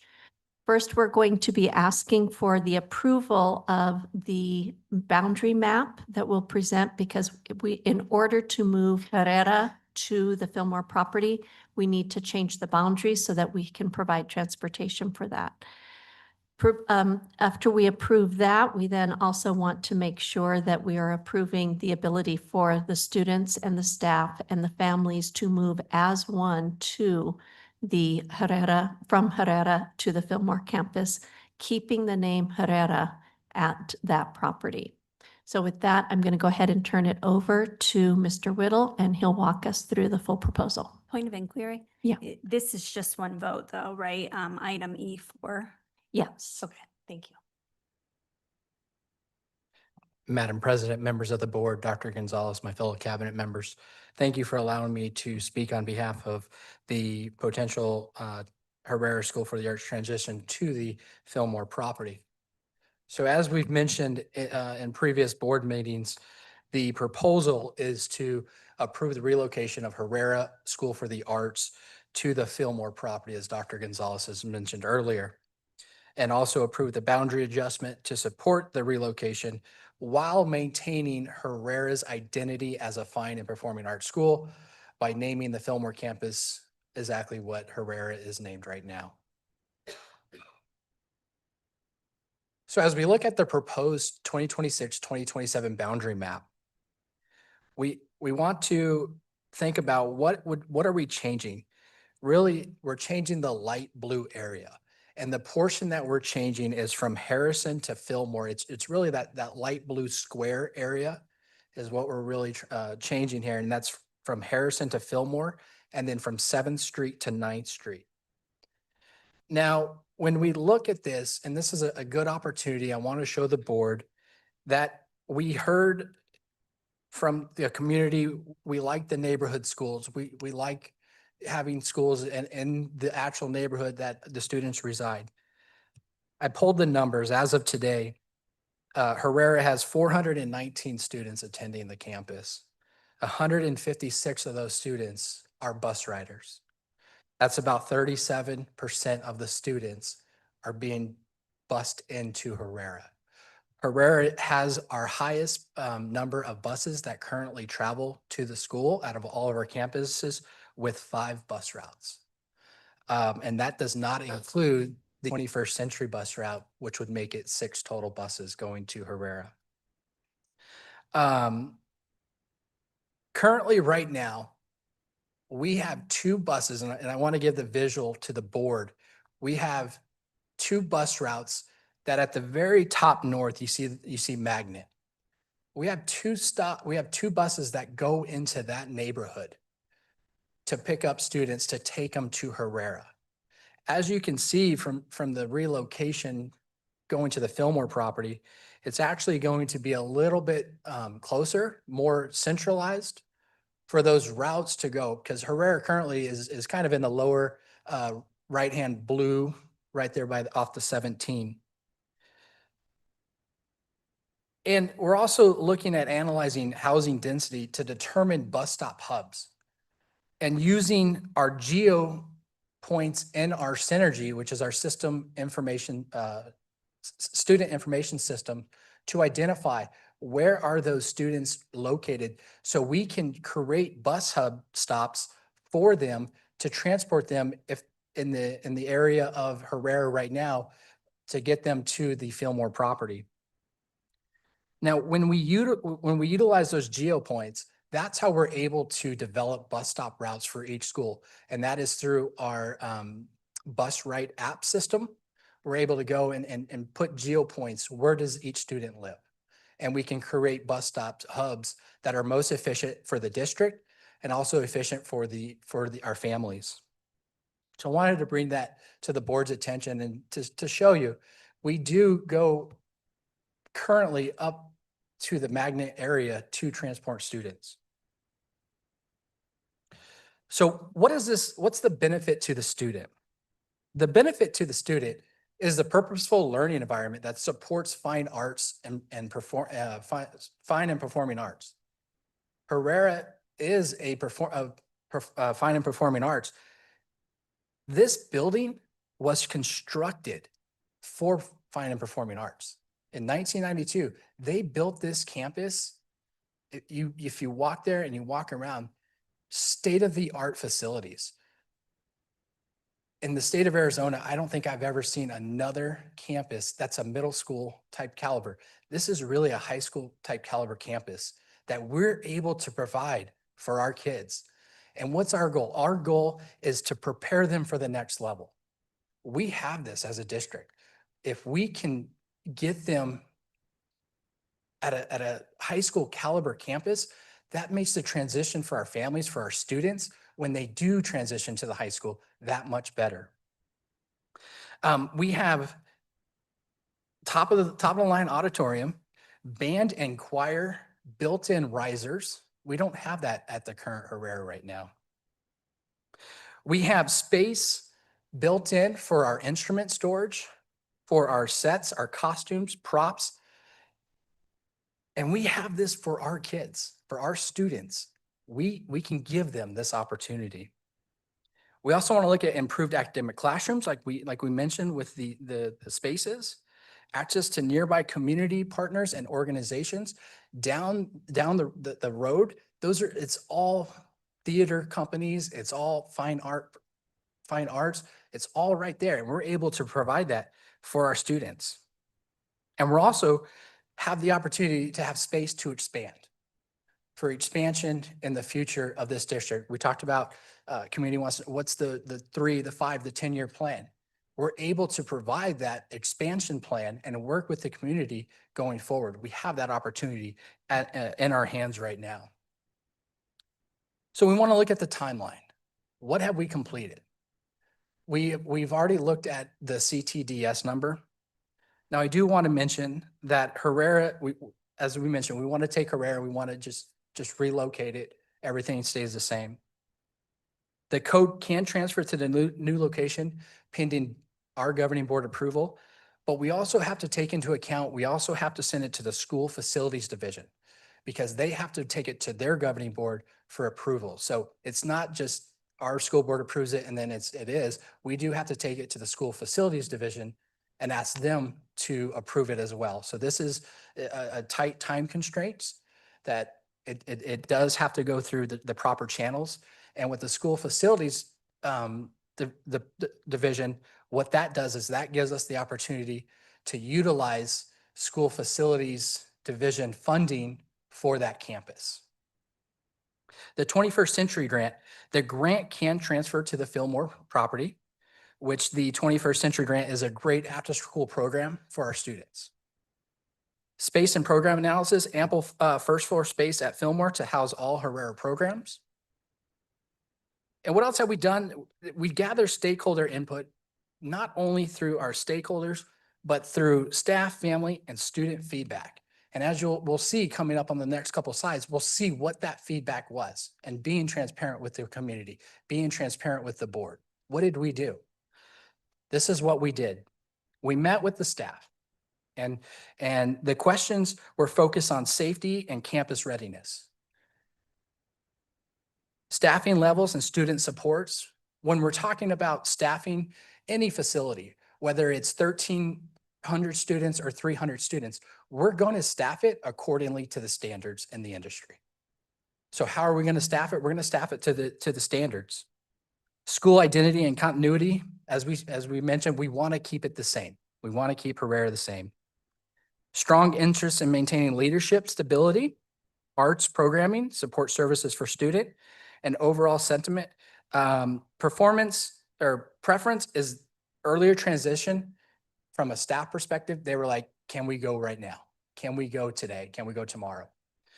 So the staff does want to relocate, as we heard through public comment. Staff is very supportive of this. So then we went to the families. And when we're looking at the families, we had 3 community meetings with the families. And the families' concerns were safety and campus access, transportation and dismissal procedures, school identity and maintaining the Herrera culture, after-school programming and extracurriculars, which we've seen that with the 21st century, the after-school curriculars, staffing continuity and staff class sizes, impact of larger campus on students. The families emphasized desire to keep the teachers, keep the leadership, and keep the programs that we have. Importance of clear communication and timeliness. Again, we had 3 meetings with our families. We had staff meetings. We even had a tour that we provided transportation for our families and transported them over to the Fillmore property so that they can walk it and they could feel it, see it, ask questions. And as you'll see on our next couple of slides with our student feedback, there's a lot of good feedback we had from the students. The overall sentiment from the families is the preference for an earlier transition relocation, the same that we had from the staff. So staff wanted, hey, let's move. Now the families are saying, let's move. So then we look at the family feedback or the student feedback. How do you feel about the move? 77% students were super excited. 20 were a little nervous. Want to let you know this information was gathered by our social worker team at the Herrera campus during school lunches. Now, when we talk about student feedback, and I don't want to read it word for word, but I have the opportunity to transport students when we need help in our transportation department. And today, just before this meeting, I had to do a route from Herrera to drop off a student. And when the student got in the vehicle, he asked me, he goes, are we moving? And I've built a relationship with this student. And he goes, are we moving? I said, I don't know, buddy. I don't know yet. And he then said, I want to move there so bad. And that just happened today. He was like, I want to move there so bad. I said, well, I asked him, I said, have you talked to your mom and dad? Well, I talked to my mom and my auntie about it. I go, okay, what was their feedback? What did they say? Oh, they're ready. They're ready to go. I said, okay.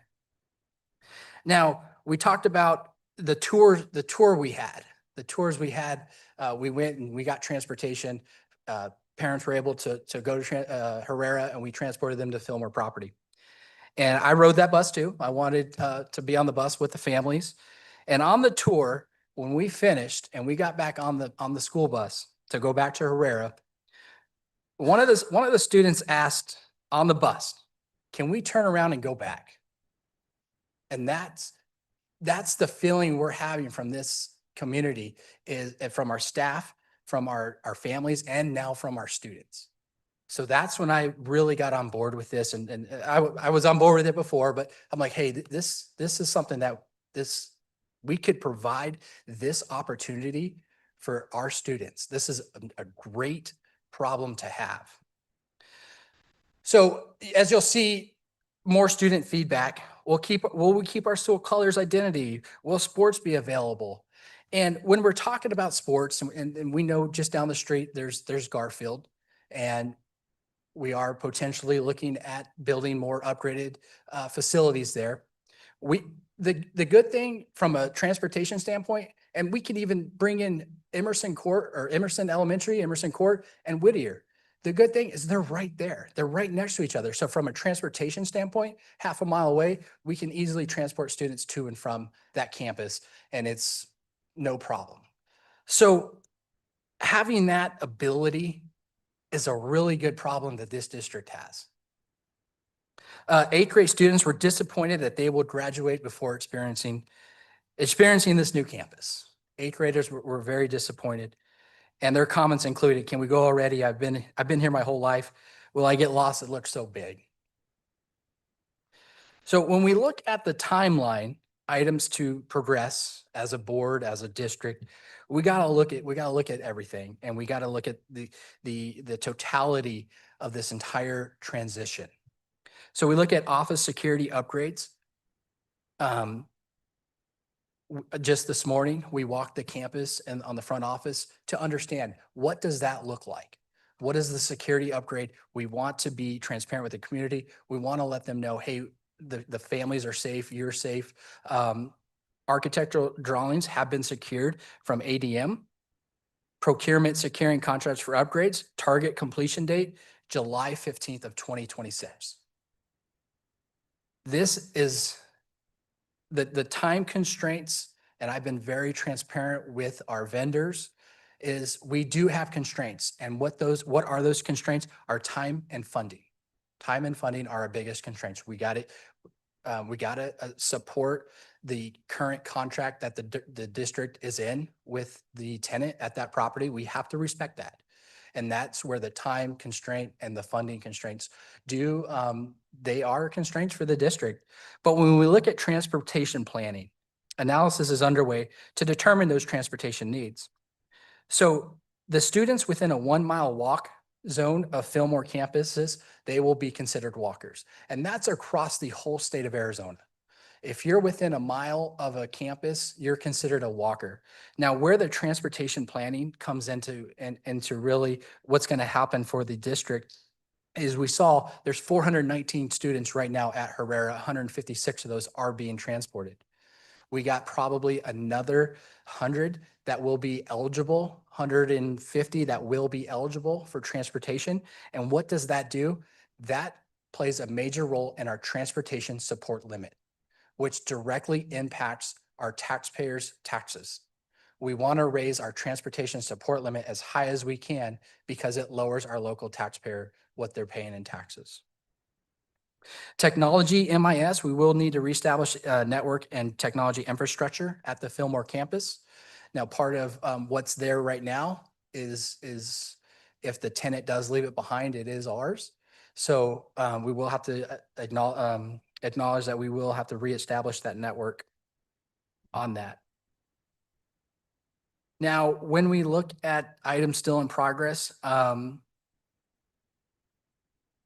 the transition and move timeline, June 30th, you'll see a lot of these are the June 30th tenant vacates Fillmore campus. And that's where I said we have to respect the current contract that we do have in place right now. July 2026, movers pack Herrera and relocate materials to Fillmore. Now, last summer, we did have a positive experience with a vendor that we were able to get that transition. We were able to get 2 schools relocated in 1 summer. So by July 17th of 2026, that's when we're anticipating the move-in to be completed. Staff preparation, they'll have 2 half days during scheduled PD. Teachers can pack their classrooms. They'll have 2 full work days at the start of 26-27 school year. Teachers can unpack and prepare classrooms with the help of administration here in the district. Community launch, July of 2026, a grand reopening and an open house. And then later in July, a meet the teacher night that we can welcome our families to the new Herrera campus. So with that, I want to thank the board for their consideration, their understanding, and thank you very much. Thank you so much for all that information. I got a couple questions for you. I don't know if you said this, but how many kids in total are going to be bused from Herrera over to the Fillmore property? Yeah, so right now we're still trying to determine what we do have. We do have parents that do take their students to and from school, drop off, parent pickup. We'll have to look at the geo technical to see what is the eligible riders. And in that community, I think there's about 106 total potential total eligible riders that would be. That does not include any other outside boundaries and for Phoenix Elementary School District. And with some of the current transportation issues we've been having, how can we ensure a smooth transition to getting kids to and from school? Yeah, absolutely. I appreciate the question. So as we saw in Dr. Gonzalez's report on the transportation, there was a lot of transportation issues. That's what we're doing as administration to correct that. And we're bringing in staff, or we're going to ask the board to bring in staff so we can address those issues, so that we can, we identified a problem, our families have identified a problem. What are we doing? Are we being proactive? Or are we being reactive? And so with that, we're being proactive to get ahead of this, to support our families, to go out there and make sure that our students are getting to and from school in a safe manner. And that's one of the reasons why me, as your CFO, is out there driving a bus. Madam President, if I may, as you know, we're constantly looking at system upgrades. One of the system upgrades Mr. Whittle is implementing is a new transportation form. Having that form in place as early as possible so that we can get it out to all Herrera families to absolutely understand what the need for transportation is will help to guide us on, is a hub stop the best way? Are neighborhood stops the best way? Like you talked about earlier, geo pinpointing where these students are and who's within the walk zone and who's not. We would need to get that transportation form out ASAP once the board approves this relocation so that we can understand exactly where we need to be and what's most efficient. Awesome, thank you. I just want to make a comment. I don't have a question, but you mentioned the kids who were really excited about moving. And like, I kind of have mixed feelings about that. Like, I'm really excited for them, but I'm also a little like, dang, why couldn't they have had this before? Like, why hasn't this such a good option of a school in their communities before? And so I wish and I hope that all of our kids across the district have the opportunity or to go to an amazing school or have a facility like that. And so, yeah, that just came to my mind when you were reading some of the quotes. Does anybody else have any questions, comments, or concerns?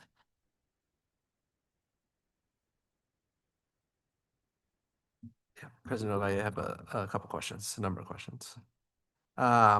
You've answered some of these, so I appreciate the presentation. I just, for my sake, I had written these down.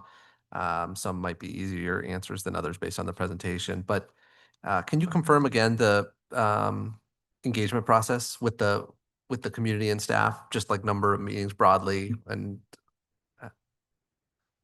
Yeah, I'd be happy to.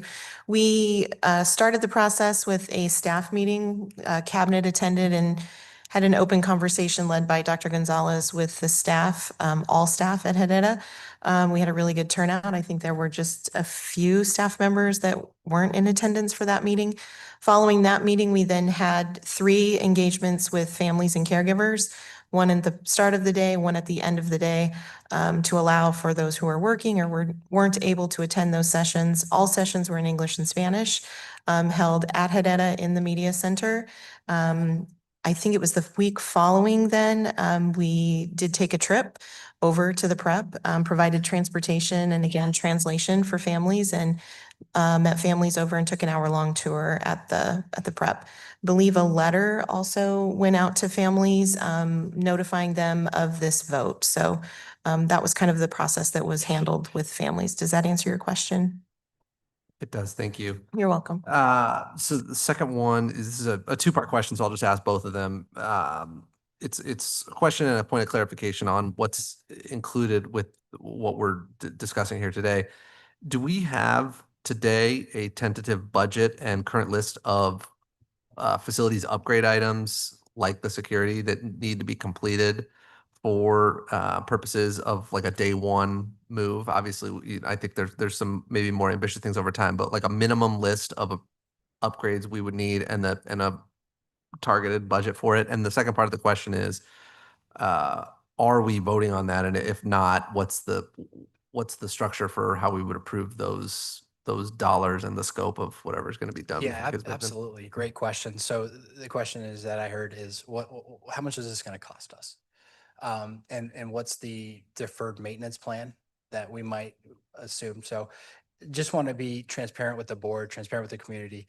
When we went into contract with our current tenant, it was our responsibility to any structural that the district assume the cost of that. So want to bring that up. If if anything happened structural wise, the district was responsible for it. The biggest concern right now is the roof at the Fillmore property. The roofing does need to be resealed. And that is a major expense. It is a metal roof. It's not shingles or cement. It is a metal roof. So we will see a little bit of cost savings on a deferred maintenance plan for just resealing that roof. Our biggest concerns are the intercom system. So that'll be something that we will have to look into, the roofing project. And again, this is also could potentially be under the school facilities division, which the intercom system and the fire alarm safety, it is an active school right now. So it is passing code. It is passing code, but these are just, hey, we need to be cognitive on it, that these are issues that are going to be brought up in the future. So with that, we're able to potentially utilize the school facilities division to help offset those costs through new legislation. Hopefully that's coming out soon. If I may, Madam President, or go ahead, Dr. Gonzalez. We reviewed the lease document with the current tenant to understand exactly what our obligations were as far as move out. And so if I may have just a moment to go over what those are. The lease is very clear that, as Mr. Whittle said, we're responsible for systems and structures, air conditioning, roof, doors, locks, intercom, EMS, all of those things fall on us and have since we've had the renter there. There are a few things that we will have to return back to PESD maintenance, if you will, things like Wi-Fi. That was the responsibility of the tenant. So as we proactively work through this, we're gathering quotes for you. I have a running governing board update for you. We've had vendors in to look at what the cost to fix the audiovisual equipment in the auditorium would be. We have had a vendor out to tell us what the Wi-Fi reestablishment would be. We have a request for a quote out with the moving company to understand what exactly packing up at Herrera, the move over and the unpack would cost. The front office, the man trap, we were fortunate that plans had already been drawn, so we were able to do those. Anything that is over the threshold that requires governing board approval, we will bring before you. We are not approving any of those expenditures tonight. I did want to make that clear. Tonight, we're just talking about the possibility of relocation. Any of those items that would exceed that threshold limit would be brought back to the governing board. I am waiting to hear back from the current tenant. There are some kitchen equipment and other items that they are not going to have room for at the new facility. And so they're wondering if we might be able to do some kind of trades to see if we can keep that equipment and keep that in place in trade for some of the paint and the cleaning and the upgrades that they're responsible for doing on their way out. So once we see that list and we're able to swing that through procurement and make sure that it meets all of the legal guidelines with all of those things with school finance, we'll be sure to get you a governing board update that has those actual costs, but you are not voting on any of those tonight. Did I leave anything out of? You did, yeah, that's helpful. No, that was a helpful answers, but I think so. Part of the question, the concern I know I have that I think some of the community members share is sort of, if you could speak maybe just broadly about the analysis that went into, I will say, to like tip my hand, I've seen certainly some of the concerns involved with the current condition of Herrera and the challenges, but I just want you to be able to elaborate a little bit for our benefit on the analysis that went into broadly costs of remaining at that facility, sort of all things being equal, like leaving aside the upgrade in day one facilities and future opportunities at that school. I'm on the same page that it's a better facility. I think that's like unquestionable, but just understanding broadly like the costs involved of like the types of things and the dollars associated with what we're concerned about staying at Herrera versus the cost to move and upgrade the Fillmore campus day one. Like what analysis went into getting the orders of magnitude right? I think the concern is without a budget today, this is where we are, but like we need to have some sense of what went into that balancing of costs. Yeah, absolutely. As we heard a couple years ago, major flood at Herrera. Spent several to attend to that.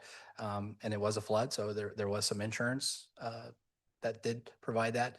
You might hear, well, it was all the district funding. Well, you really got to look at where did the funding come from. We heard from the community that the smell of mold, this was brought to my attention kind of when I first came on board about a year ago, was that flood, was it mitigated correctly years ago? And anytime you're dealing with students, you're dealing with people, you're dealing with human beings, and the word mold, that is very, very scary. So throughout the analysis, we immediately, the moment I heard about teachers are smelling this weird smell, hey, we got to get out there. We got to get a team to do environmental air quality checks, because if we're subjecting this to our staff and we're subjecting it to our students, we got a major problem. And we got a team out there immediately. It was found that there is no mold, but what it is it's resid. It's just when the water gets into the concrete, it omits this odor.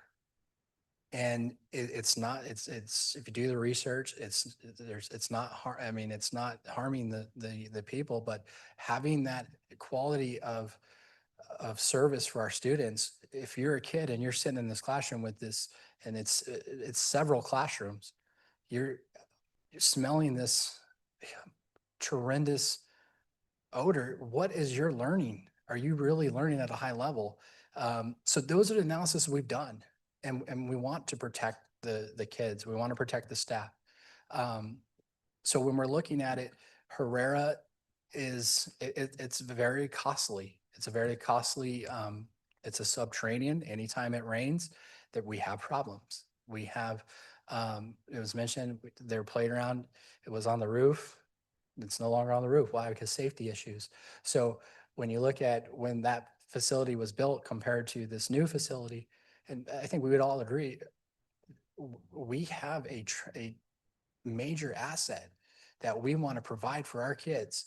We want to give them every opportunity to go out there and learn, be better. And at what cost? Over them smelling and the teachers smelling this horrible environment. And we can show the reports to the board that, yes, all the tests came back in normal conditions. So we're but that's what we're subjecting our staff and our students to.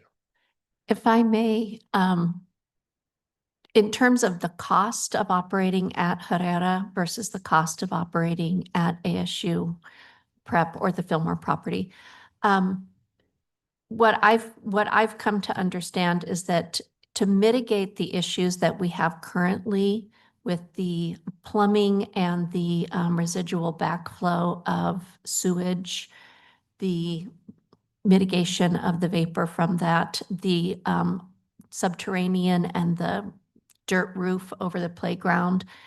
There have been several different issues that have come up, and they're deep infrastructure issues that are going to be extremely costly for us to repair. And that was one of the first questions we'd asked of Mr. Whittle when he came in. What is that going to cost? Unfortunately, we were not able to rely on school facilities division for that level of support. So that would all be money that would come out of the bond that had been allocated in 2022 for the Garfield and the Herrera, or Garfield and Edison projects. So when we look at a campus that is more move-in ready and doesn't have the same issues, the cost is not only the cost of the benefit to our students, but it is the cost to our bottom line, our fiduciary responsibility. We don't have to do the same level of infrastructure changes, like changing out pipes, changing out mold, or not mold, but carpet vapor. So those sorts of things that's very costly, and we feel that the investment, rather than invest in a building that's going to require a lot of ongoing support, and if we want it to be the quality of the program that we can provide at the Fillmore property,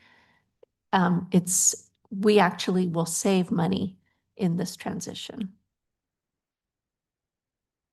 Maybe I have, I guess, a number of other questions. Out of respect for the other board members, I want to make sure they're able to jump in. So I just, if it's okay, I'll ask one more at this point. Would Mr. Whittle or whoever is appropriate, would you be able to talk about the occupancy level of moving, assuming no new growth of Herrera, like moving just our current population to the new facility? Obviously, the facility is like significantly oversized for the population we have. It goes without saying they're not going to occupy the entire space, but just broadly speaking about the analysis of the space plan, like what they are anticipated to need in there.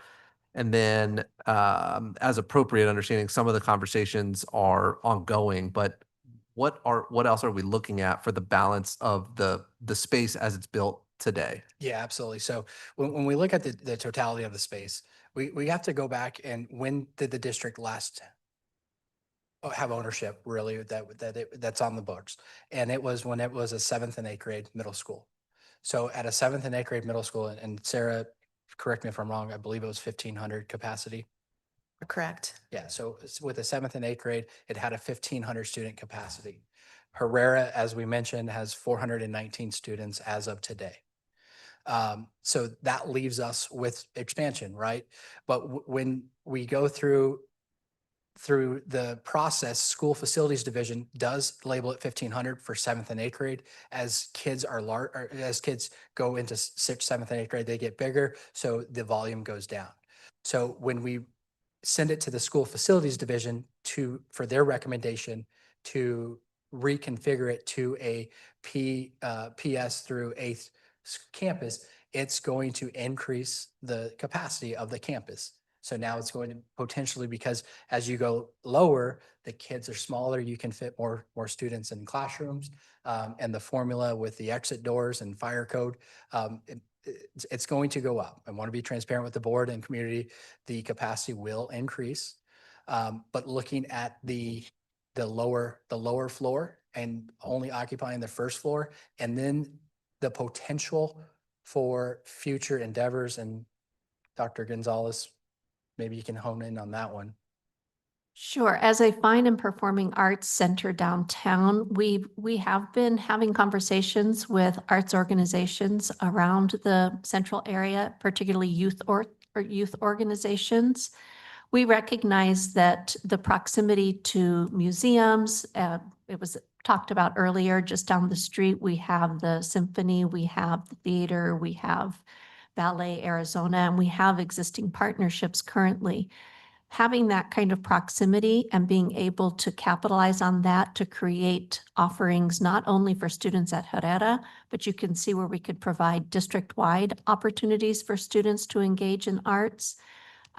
Today with our superintendent's advisory team, we talked about the idea of having a district-wide folklorico or a district-wide mariachi theater company, that our students would be able to participate in this and as an after-school program that would be available to the entire district.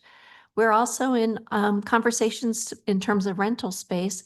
Would some of those organizations want to actually have their physical offices and rehearsal space on the campus? We've had some other opportunities to provide teacher training opportunities at the campus, so that would be education related, but those would be opportunities where we would be leasing that available space. There was a question, somebody had inferred that if we were to move some of our exceptional student programming to the Fillmore property or the new Herrera, that they would be put upstairs. That actually wouldn't be what we would want to do. That would be the opposite. There's enough room down on the lower level for everyone to coexist there, but that would be an ideal place for offices. And there are entrances that nobody else can access, so they can go straight to the offices without ever interacting with the lower level where our students would be. So there are lots of different opportunities for lease partnerships, but I think as we're looking at all of these partnership possibilities in terms of the footprint of the district or the footprint of the school, it would be for programming that's similar to what we want to provide at Herrera, and that could, potentially benefit students across the city and across our district. One other question that was raised that I don't think made it into the presentation was question about, again, with our ESS students, would that be a violation of their free and appropriate public education to be moved from Herrera to the Fillmore property? And I just wanted to clarify that FAPE, or free and appropriate public education, is not tied to a space. That is based on a student's need, and the program document, the individualized education plan, or the IEP, is tailored to their needs, which can be implemented in any space. So I did want to also address that piece. And as far as an analysis, Dr. Clinic and I have already started that process of how many classrooms, homerooms, special areas, office spaces are needed. And we're confident that all of Herrera can fit entirely on the first floor with no need to access the second level, but to also give us some room to welcome new students. Might there be students that want to maintain the geographic location of their learning? We're hoping that maybe they would consider us. And that we would have plenty of classroom space for that to happen. And then from there, we can evaluate, is there space available for other ESS programs who would benefit being on the same campus where there are fine arts programs and music therapy and those types of opportunities. But to be clear, those students would not move in this move. This would strictly be for Herrera. And then as we evaluate that and then work with families in the community that are, that those students belong to, that's where we would make that decision. And again, that would be decision working with the governing board. Any other questions? Yes, I have a number and yeah, I will try to go quickly, but I want to be mindful of the time here. First, I just want to clarify. So when you say 419 students and 196 are bus riders, can you characterize for us how many of the students are from within the general community? Yes, so if I said 196, it should be 156. Want to make that clear. If I said 196, I'm sorry, it should be 156. The 37 to 40% still is accurate. How many students are in that general vicinity? We got to think about that vicinity. That's where our ANOD is. That's where the flight path is. And so several years ago, the airport industry came in and bought up all those houses. I don't have that data right now, but I can definitely get it for you and provide you that data. Okay, and I just want to make a note on that because I think that when we talk about neighborhood schools, and these are admittedly my thoughts, but I hear them from people in the community all the time, is that it's not that, of course, we want to mandate people to choose the neighborhood school, because we don't, but we do want people, especially at the elementary level, to have that option, because it can be incredibly stressful if you're in a situation of having to put a young child on a bus or transport them long distances to go to school. So I feel very strongly that this is an important thing to always stay focused on at the elementary level, because, you shift over to a high school or even a middle school model, and questions concerning consolidation or busing become very different questions. So I just feel like that is that's a very important point just to always keep focus on. So the next question that I have is, I see the numbers for the students, but have the parents and or the surrounding neighborhoods been surveyed? Do we have actual percentages about how parents are feeling about this generally? In the parent meetings that we hosted, we provided a QR code and an email. We received very few responses at all to either of those. The responses we did receive were incredibly positive. But as far as a blanket survey going out to all, there was a QR code included in the letter that went out to families. And I don't have the response rate for you at this time, but I can get that if that's something that of interest. Yeah, thank you. That For would be sure. wonderful. Do you have an approximate number of how many parents responded? I don't know that. Do you know, Nicole? We'll have to get that for you as well, Ms. Edmonston. Thank you. And then the next question that I have is that it's going to the plumbing type issues and the flooding type issues. And I'm very concerned about this, because what I wonder, and I know we talked about it last meeting, but what I wonder is that if it's going to be cost prohibitive to make the renovations that would be necessary to provide a suitable learning environment, then what are the actual prospects for what the district can do with this property? I mean, is leasing it really going to be an option when we balance everything as far as what that would look like and who would want to lease it? Yeah, absolutely. Great question. I think Yeah. Ms. Sims will be able to answer that. Yeah, thank you. That's come up previously. I did state to the board last meeting, that's a concern. It's a concern with the building. We are literally one water main away from another flood. And that is a concern with what I'm calling the academic building. What I do feel 100% confident about being able to lease is the Performing Arts Center, or the PAC, which is about 20,000 square feet of very modern, new usable gym space, performance space, 4 classrooms, 4 classrooms. I'm looking at my friends. 1, 2, 3, 4 classrooms. 5, are there 5 along that wall? Anyway, absolutely 100% rentable. There's also a significant portion of land to the north of the campus that would be available for us to consider highest and best use. So want to be perfectly transparent with that response.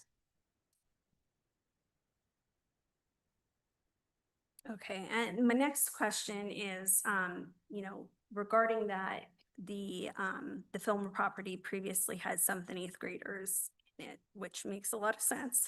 And they put it at 1,500. Do we have a sense of a floor and a ceiling of what capacity on that building will be when you get those numbers back? Yeah, absolutely. I think once we do get those numbers back from the SFD, it's probably going to be somewhere in the neighborhood of 1750, somewhere in that neighborhood, once we do get those numbers back. But I think, again, that's going to depend on how we structure the use of that building. If we are doing leases with partnership organizations that are going to occupy a space that would not be for educational purposes, then that would be a different. So part of our work would be to help outline and map out what are the spaces that would be available for shared use versus instructional use. And can you speak briefly to the idea of making the move with the 419 students? And let's just say, for the next year to 2 years, that's where the capacity is at. It's 419. Is this going to be a budgetary problem? In my expert opinion, I think this is going to be financially in the best interest of the district from a finance standpoint, because of the problems we do see at Herrera currently, and the problems that I don't want to say the lack of problems, because there's problems at the Fillmore property as well. But we are, as a landlord, we're responsible for these systems and the structure. We're not seeing that our responsibility, the finances going into that structure that we are putting into Herrera. So from a 5-10 year plan, it is,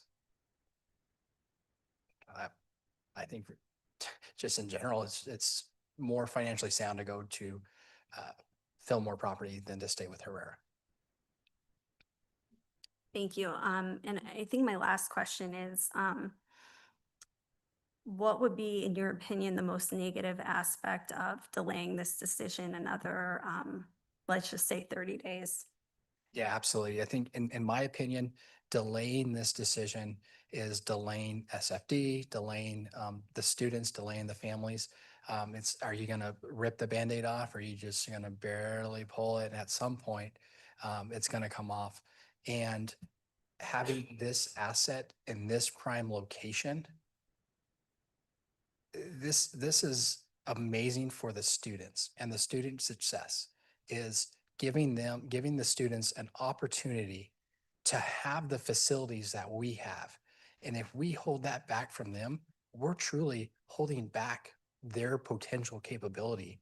And as educators, we want to release those students and make them grow and shine. And that's our duty for them. And in my opinion, I feel like we would be holding them back to greatness. And that's what the Fillmore property is compared to where they're at right now. And that's in my opinion. So that's that. Madam President, if I may.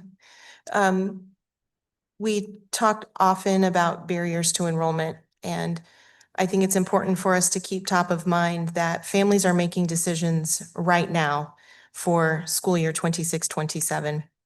And in my opinion, if we were able to have a vote this evening and tell families exactly, this is the programming we're going to offer 26-27 at this location, I feel strongly we would be able to gather some new enrollments, and that's super important to our budget. We all understand the implications of students in seats. So I do think time is of the essence in that regard when it comes to maintaining families who want to know where are we going to be next year that are already attending Herrera, and then families that may be considering a move to a fine arts program. So I did just want to provide that. And it goes back to me driving that kid, that student today. Are we moving yet? And my answer, I don't know yet. If we did, thank you, and if we did delay it 30 days or until the April meeting, potentially thinking ahead, would that still allow enough time for the July move-in as is currently scheduled, since the tenant doesn't move out until June? Yeah, I mean, I walked the campus today as we're preparing for the front secured lobby. And we, like I mentioned to the board, time and funding are a huge constraint to the district. The longer we wait, the longer we can. If we postponed it till the April meeting, we're just pushing back. You know, we're putting commitments and we're put it in writing as of July 16th, this project will be done. That's where the longer we prolong it, we're only hurting ourselves and we're hurting our community, in my opinion. Since the ability for us to submit the paperwork to have the CTDS changed depends on the board vote. If the board vote doesn't happen until April, then that delays our ability to get that through School Facilities Division and the State Board of Education. So all of that depends on subsequent meetings. We may not have the ability to begin that work if we don't yet have the CTDS number, and we won't be able to enroll in the school at the same time. So it backs up all of these other aspects.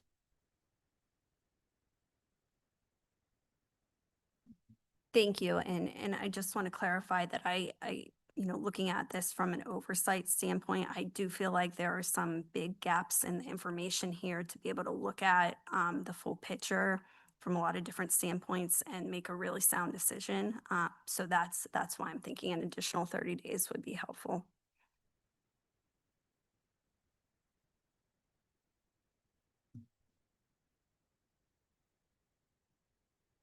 Anybody else? I do, yeah, a couple clarifying questions as well. Can you, with regard to leasing versus sale of property in particular, as an example, thinking about what would become the now unused Legacy Herrera campus, can you elaborate? I think there's been some confusion, and I always want to be sure that I'm like deadly accurate about this. What restrictions are placed if we would sell, say we sell 100% of the Legacy Herrera campus versus leasing out 100% of that campus? What can we do with those dollars? Yeah, absolutely. So through legislation, anytime you sell a property, it's got to go back into capital, or it has to pay down your bonds, your bond dollars, which is our debt service. So when you're able to lease it, the leasing opportunity is able to go back into M&O expenditures or programming for the students. So sell it, it's got to go to capital. Lease it, we're able to go back to M&O expenditures, salaries and benefits, programming for the students. definitely want to lease it more than sell it. And with the voter approval, we're able to go to a 99-year lease. Is that correct?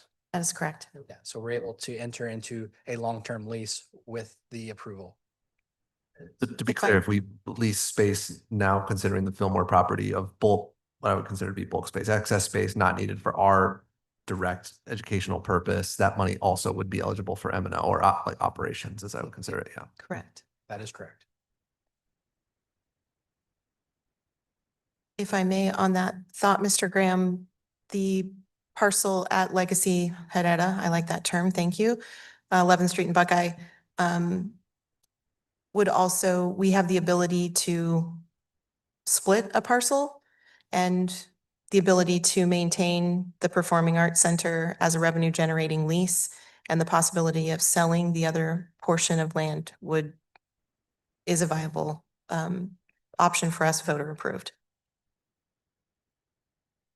Thank you. I appreciate it. I think for now, my last comment, hearing the feedback and the concerns from board member Edmiston, I will say that I share some of those concerns. I am very bullish generally about the opportunity to do this. I just, for my purposes of communicating my state of mind here, I have a request here and then just some thoughts.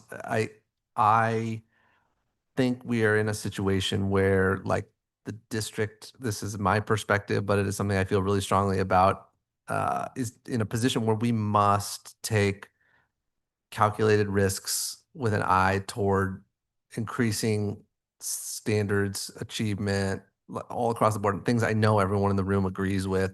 There is not a perfect solution here, nor will we be in a situation where we have perfect information to make this decision. I just think that's the world we're going to be living in. All of that being said, I think it's unfortunate to me to some extent that we're in this precise time crunching situation with this decision. And I do hear and understand concern from the community, given some of the disconnect on getting from decisions that may have been made in prior years with regard to facilities to where we are today.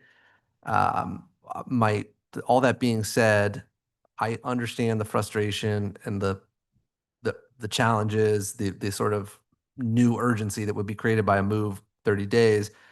I don't want to necessarily support that unless we're doing something with that time. So what I want to ask and propose, because I think it's potentially helpful, is whether we would be able to also get some sort of summary presentation of, something I know the district is working on and we've had the ability to communicate about with regard to sometimes 5, we've called it sometimes 10-year plan, a long-range facilities plan, so that people can see, for our benefit as well, where this fits in prior to making a final decision in that regard. For me, there's no reason to not tip my cards about this. I'm very optimistic, and I think when we're ready to take a calculated risk, I also think it benefits this district increasingly to move with great urgency on those items.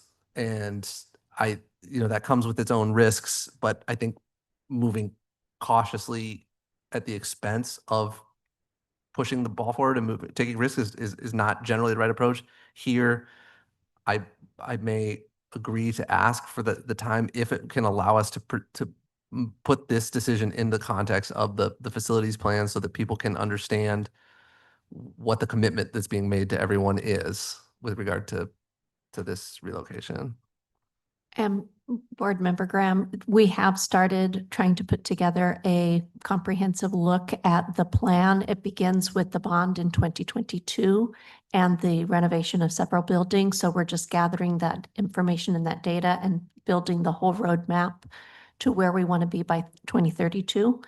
And we were planning to present that in our board study session next week so that we can get that to you. You can have feedback and take a look at that as well. Yeah, as one note here, I'd love, again, if to the extent there's concern or people are watching online, that obviously is an open study session, and I would encourage people to tune into that or watch it, as we recorded, where we are talking more in depth about the budget and the facilities. But unfortunately, that's next week. It's not yesterday. So Right. And we can, after we have a chance to share that with you and get your feedback, we can also post it online for people to be able to look at. Any other questions? I just want to say something. You mentioned plumbing issues and odors and stuff like that, and I'm curious. So all of this happened after that flood? And how long ago was that flood? Yeah, that's my understanding. The flood happened in 2023. So when the vendor came out and did the analysis, I was asking the same questions, like, are these vapors, do they seriously stick around for this long? And once the chemical buildup, once it does get in those vapor, or it gets in the cement and the glue and the carpet, it does release gradually. And I said, what's the end life? And they're like, we don't know. Yeah. So yeah, it is a serious, Yeah. it is very serious. So my concern with that is like, we let kids sit in that for like a few years, you know what I mean? And like, we just can't allow that to happen to kids at any school in the district. So just got to be proactive when there's things like that. It's going to interfere with their education, especially if there's foul smells and whatnot. And so I just wanted to throw that out there as like, please, let's not do that ever again for at least, we can't, how many years? It's been like 3 years. So let's do that.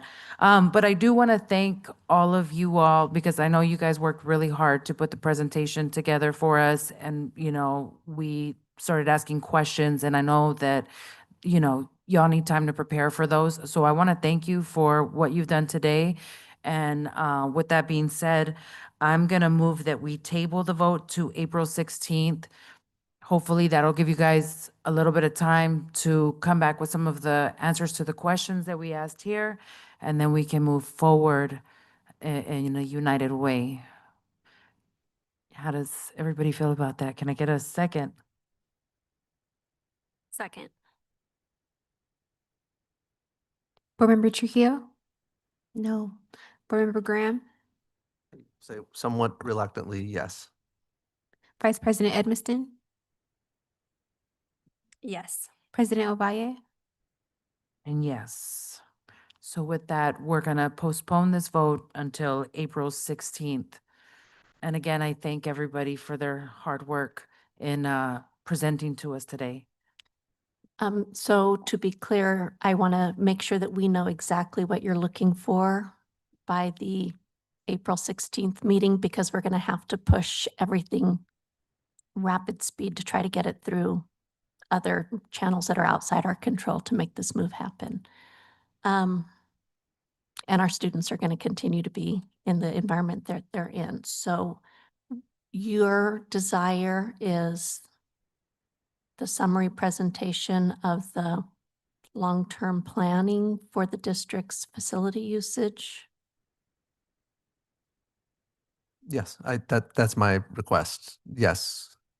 Showing assumptions about what in whatever form we have it, about utilization of these facilities. Just these, to the extent there is a plan to consolidate. I don't believe that's the case. It's not reflected in the plan, but I think that's what we need to see. Like the commitment that we're making today based on the best information we have, that this is not step one of 3, which results in, I think that I'm just expressing the concern that I think has been articulated both here and outside this meeting to various of us, that this is not step 1 of 3 of a closure, or that this is the commitment is that this move is being made in conjunction with a facilities plan that involves maintaining the Herrera campus in the constellation of, the Herrera school at a new campus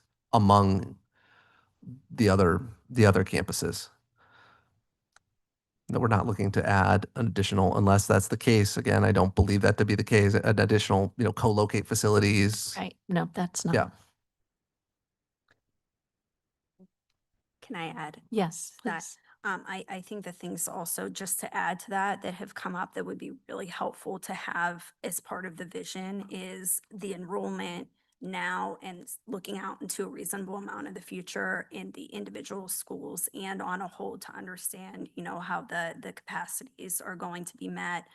And then I think, tying it all back to the early literacy and math learning, because I think that that's something that, everybody here also agrees on as far as staying focused on that and understanding how, even these bigger moves are going to ultimately go back and support that. And then the synergy among it all, how it all works together, because I think a lot of the questions are relating back to that, is that people see, they see these as individual items that are being done, but it's kind of lacking a larger vision for how this is going to benefit learning in the district now and into the future. Yeah, if I could just elaborate too on my request. I know that what I said was potentially kind of vague, but just to be specific, it would be like, there are X number of facilities. These have schools in them. These are the proposed capital, to the extent we have bond already associated with them. There's two, right?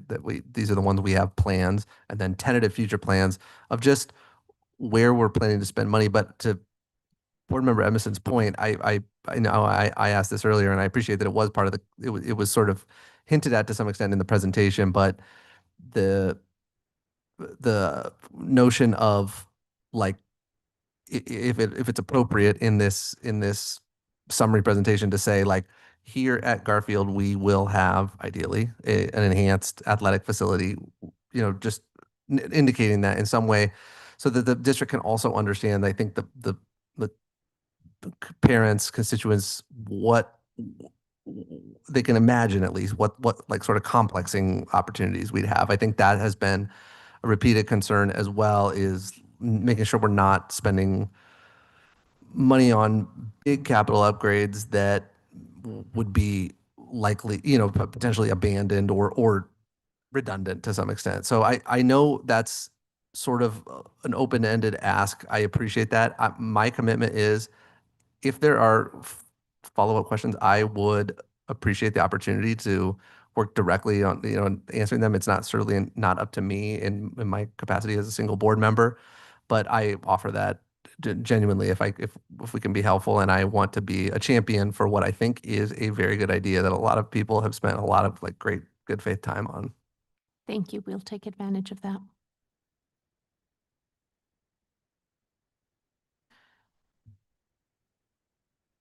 Anything else? All right, that moves us to action item E5, receive, discuss, and consider approval for the proposed Garfield remodel, Plan B.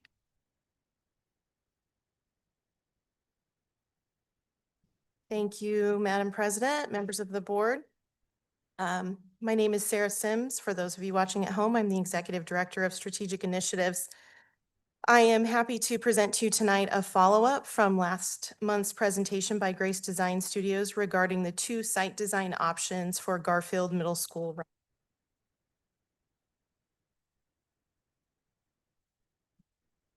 Oops, and I have to do this one as well. My apologies. I just want to take a step back and remind everyone of the work that's already been completed. Last month, Grace presented to us 2 different site design options, one of which was fabulous, but was way outside of our budget capacity. A second option, which we are referring to tonight as option B, will be reviewed with you again this evening and is administration's recommendation for moving forward.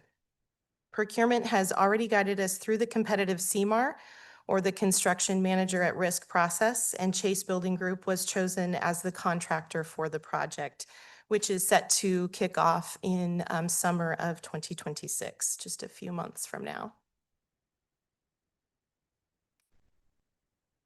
So, as we always guide our presentations, we want to look at the benefits to students and families.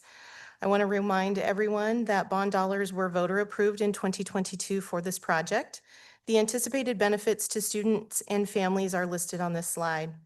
The renovations outlined in option B will provide improved academic classroom and instructional spaces, a renewed focus on the outdoor education and garden program hosted at Garfield Middle School, upgraded athletic facilities, relocated and safer parking areas for family and sports spectators, and a redesign of the front office/administrative area.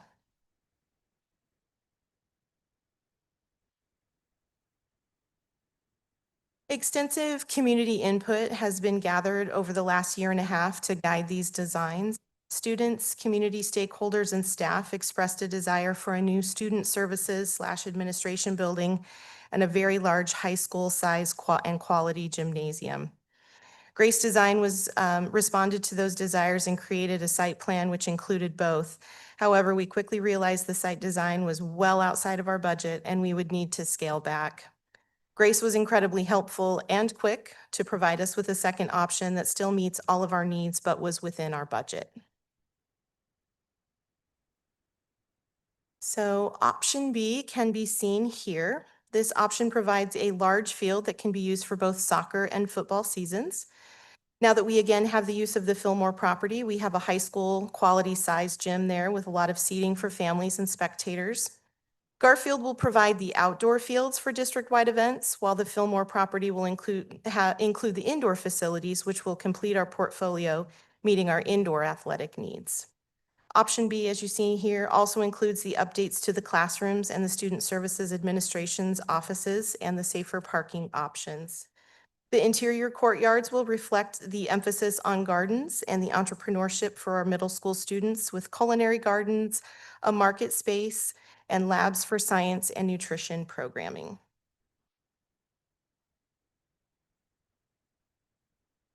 In closing, we ask the board to please consider a motion and a vote to move ahead with the option B design plan for Garfield Middle School. Thank you. Any questions?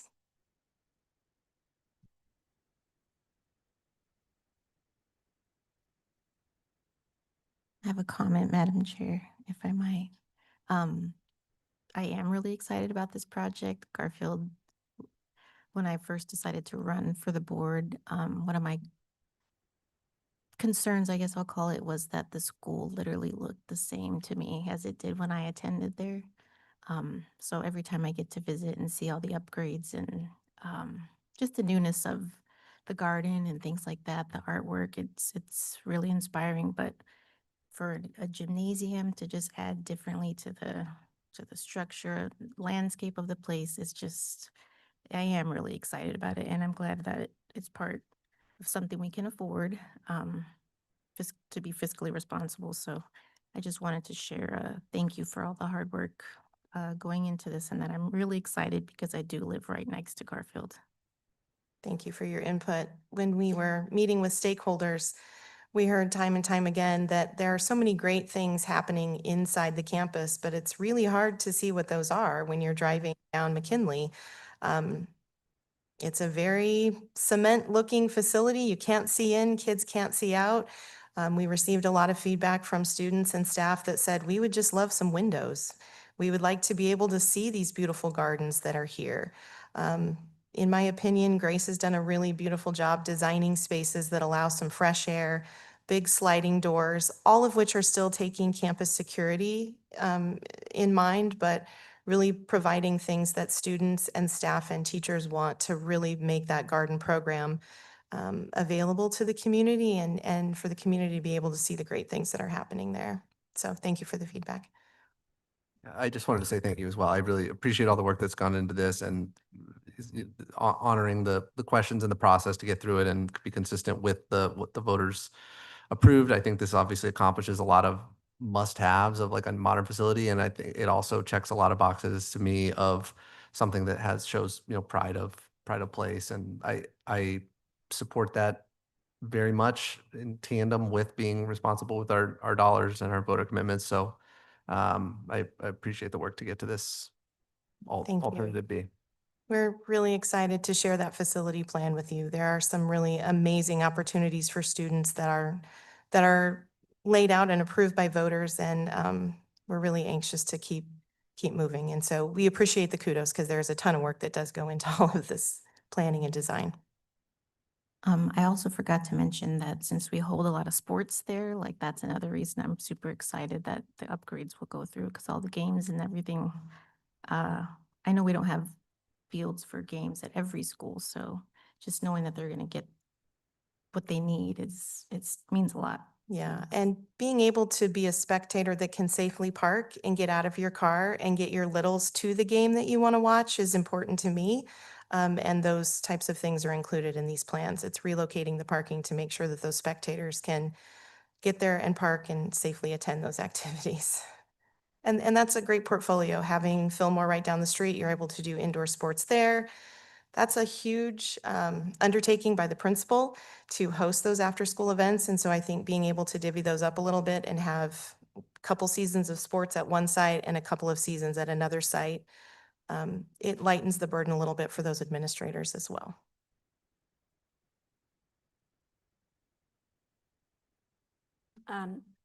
I guess my question would be is, in light of the strategic plan, what would be the most negative aspect of delaying this vote another 30 days? In all honesty, I thought about the phone call I would have to make to Grace Design if we push this. We administration feels strongly that we want a summer project. We want opportunities where we're not disrupting learning. As all of you know, we have been working on the Garfield campus this entire academic year to improve the lighting and the HVAC. And that has been disruptive. Students have had to move. Administration there has done an incredible job with securing swing space and working with us to have as little disruptions as possible. HR has been great about providing substitutes so teachers can pack and unpack. But the more projects we can do when students aren't in session, the better off we are. And so we have constructed a really tight timeline for all of our projects because we want to be good stewards of those bond funds. Delaying this vote would push our timeline back. It doesn't make it impossible, but it would, affect all of those outside agencies Dr. Gonzalez spoke about earlier. One of the other issues that Chase has shared with us is they can't bring to you the budget and the longer we delay, given the circumstances now, costs are going up pretty rapidly. So. Yeah, I will say I have some concern about that. I wanted to be clear. It was an earlier question I asked that just to clarify, I apologize for jumping in, but we're not voting tonight on the GMP itself, right? No, you're not. Yeah, right. And so This is just securing the plan so that we can move into the next phase, which the board would then approve. The yeah, GMP. understood. I'm happy to debate this. I do feel like in some position to be able to say we're witnessing like some very fast run up in costs in some sort of particular areas. Given the nature of like the facilities we're building here that involve a lot of concrete and HVAC and the kind of stuff where it's like just running away from us. If we can honor a commitment that we made with the bond program that I think will align with ideally a strategic plan that we can share with people, I do think we'll accomplish some material cost savings by buying this sooner than later.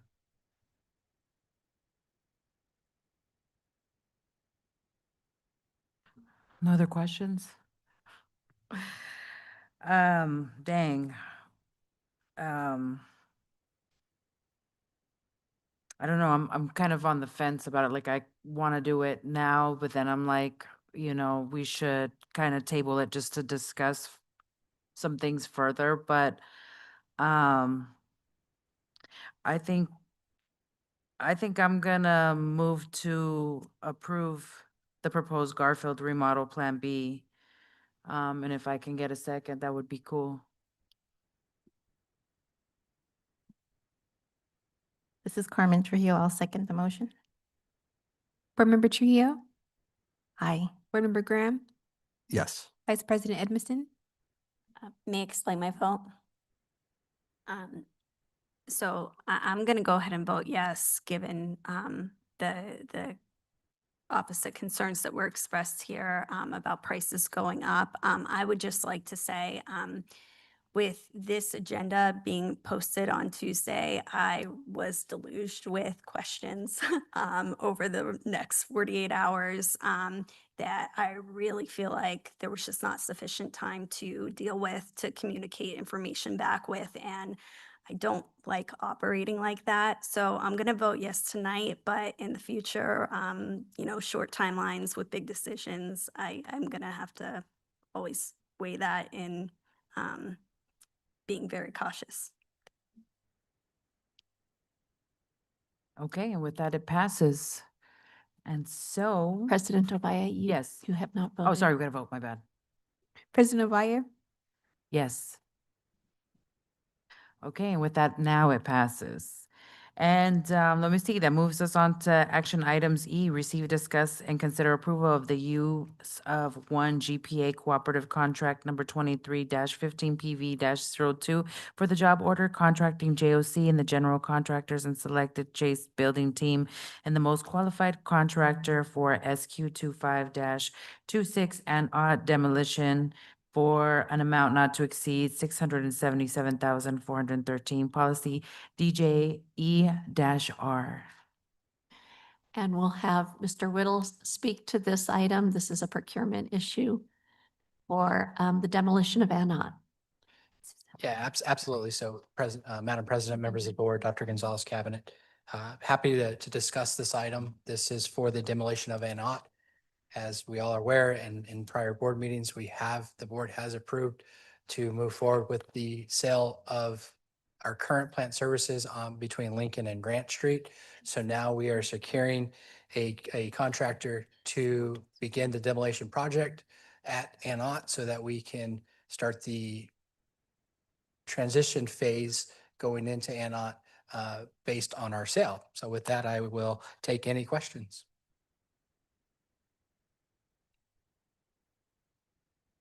President, I have a question, if that's okay.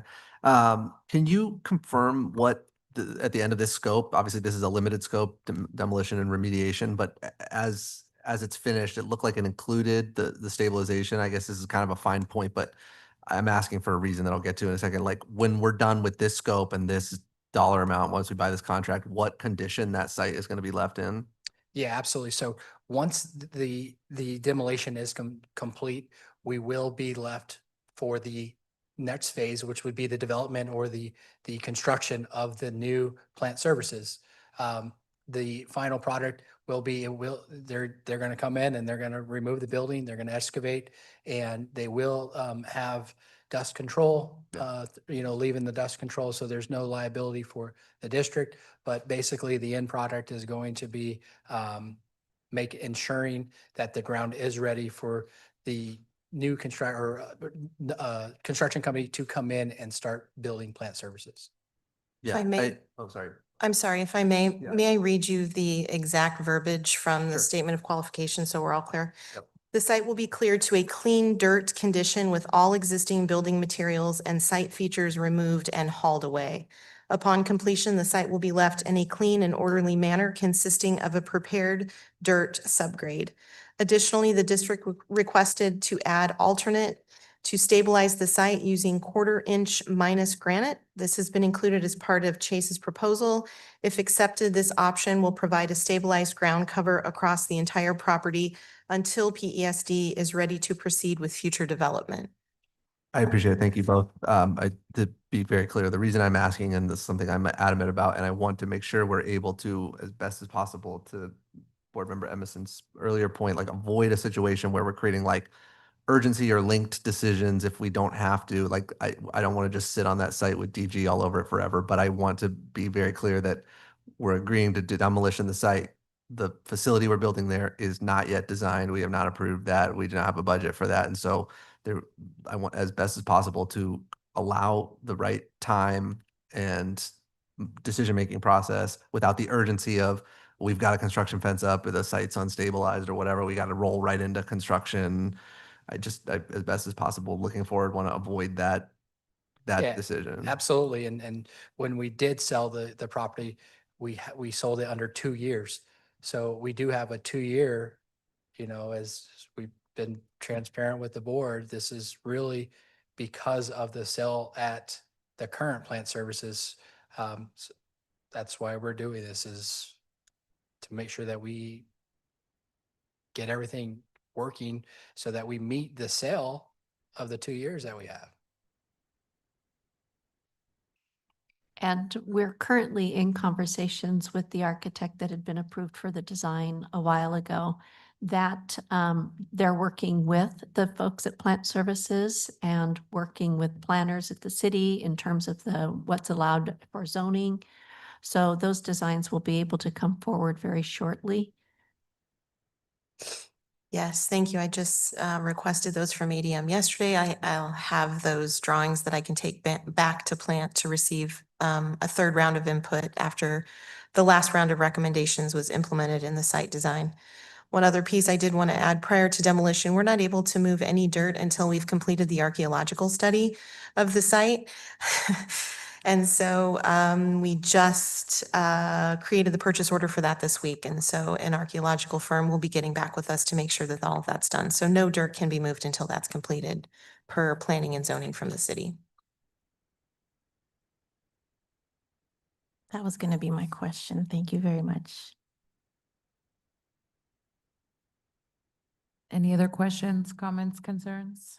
All right, well then, Madam Chair, I'm sorry, just a really quick question. I might have just forgotten this, but do we have a timeline for demolition, when that would start once this approval goes through?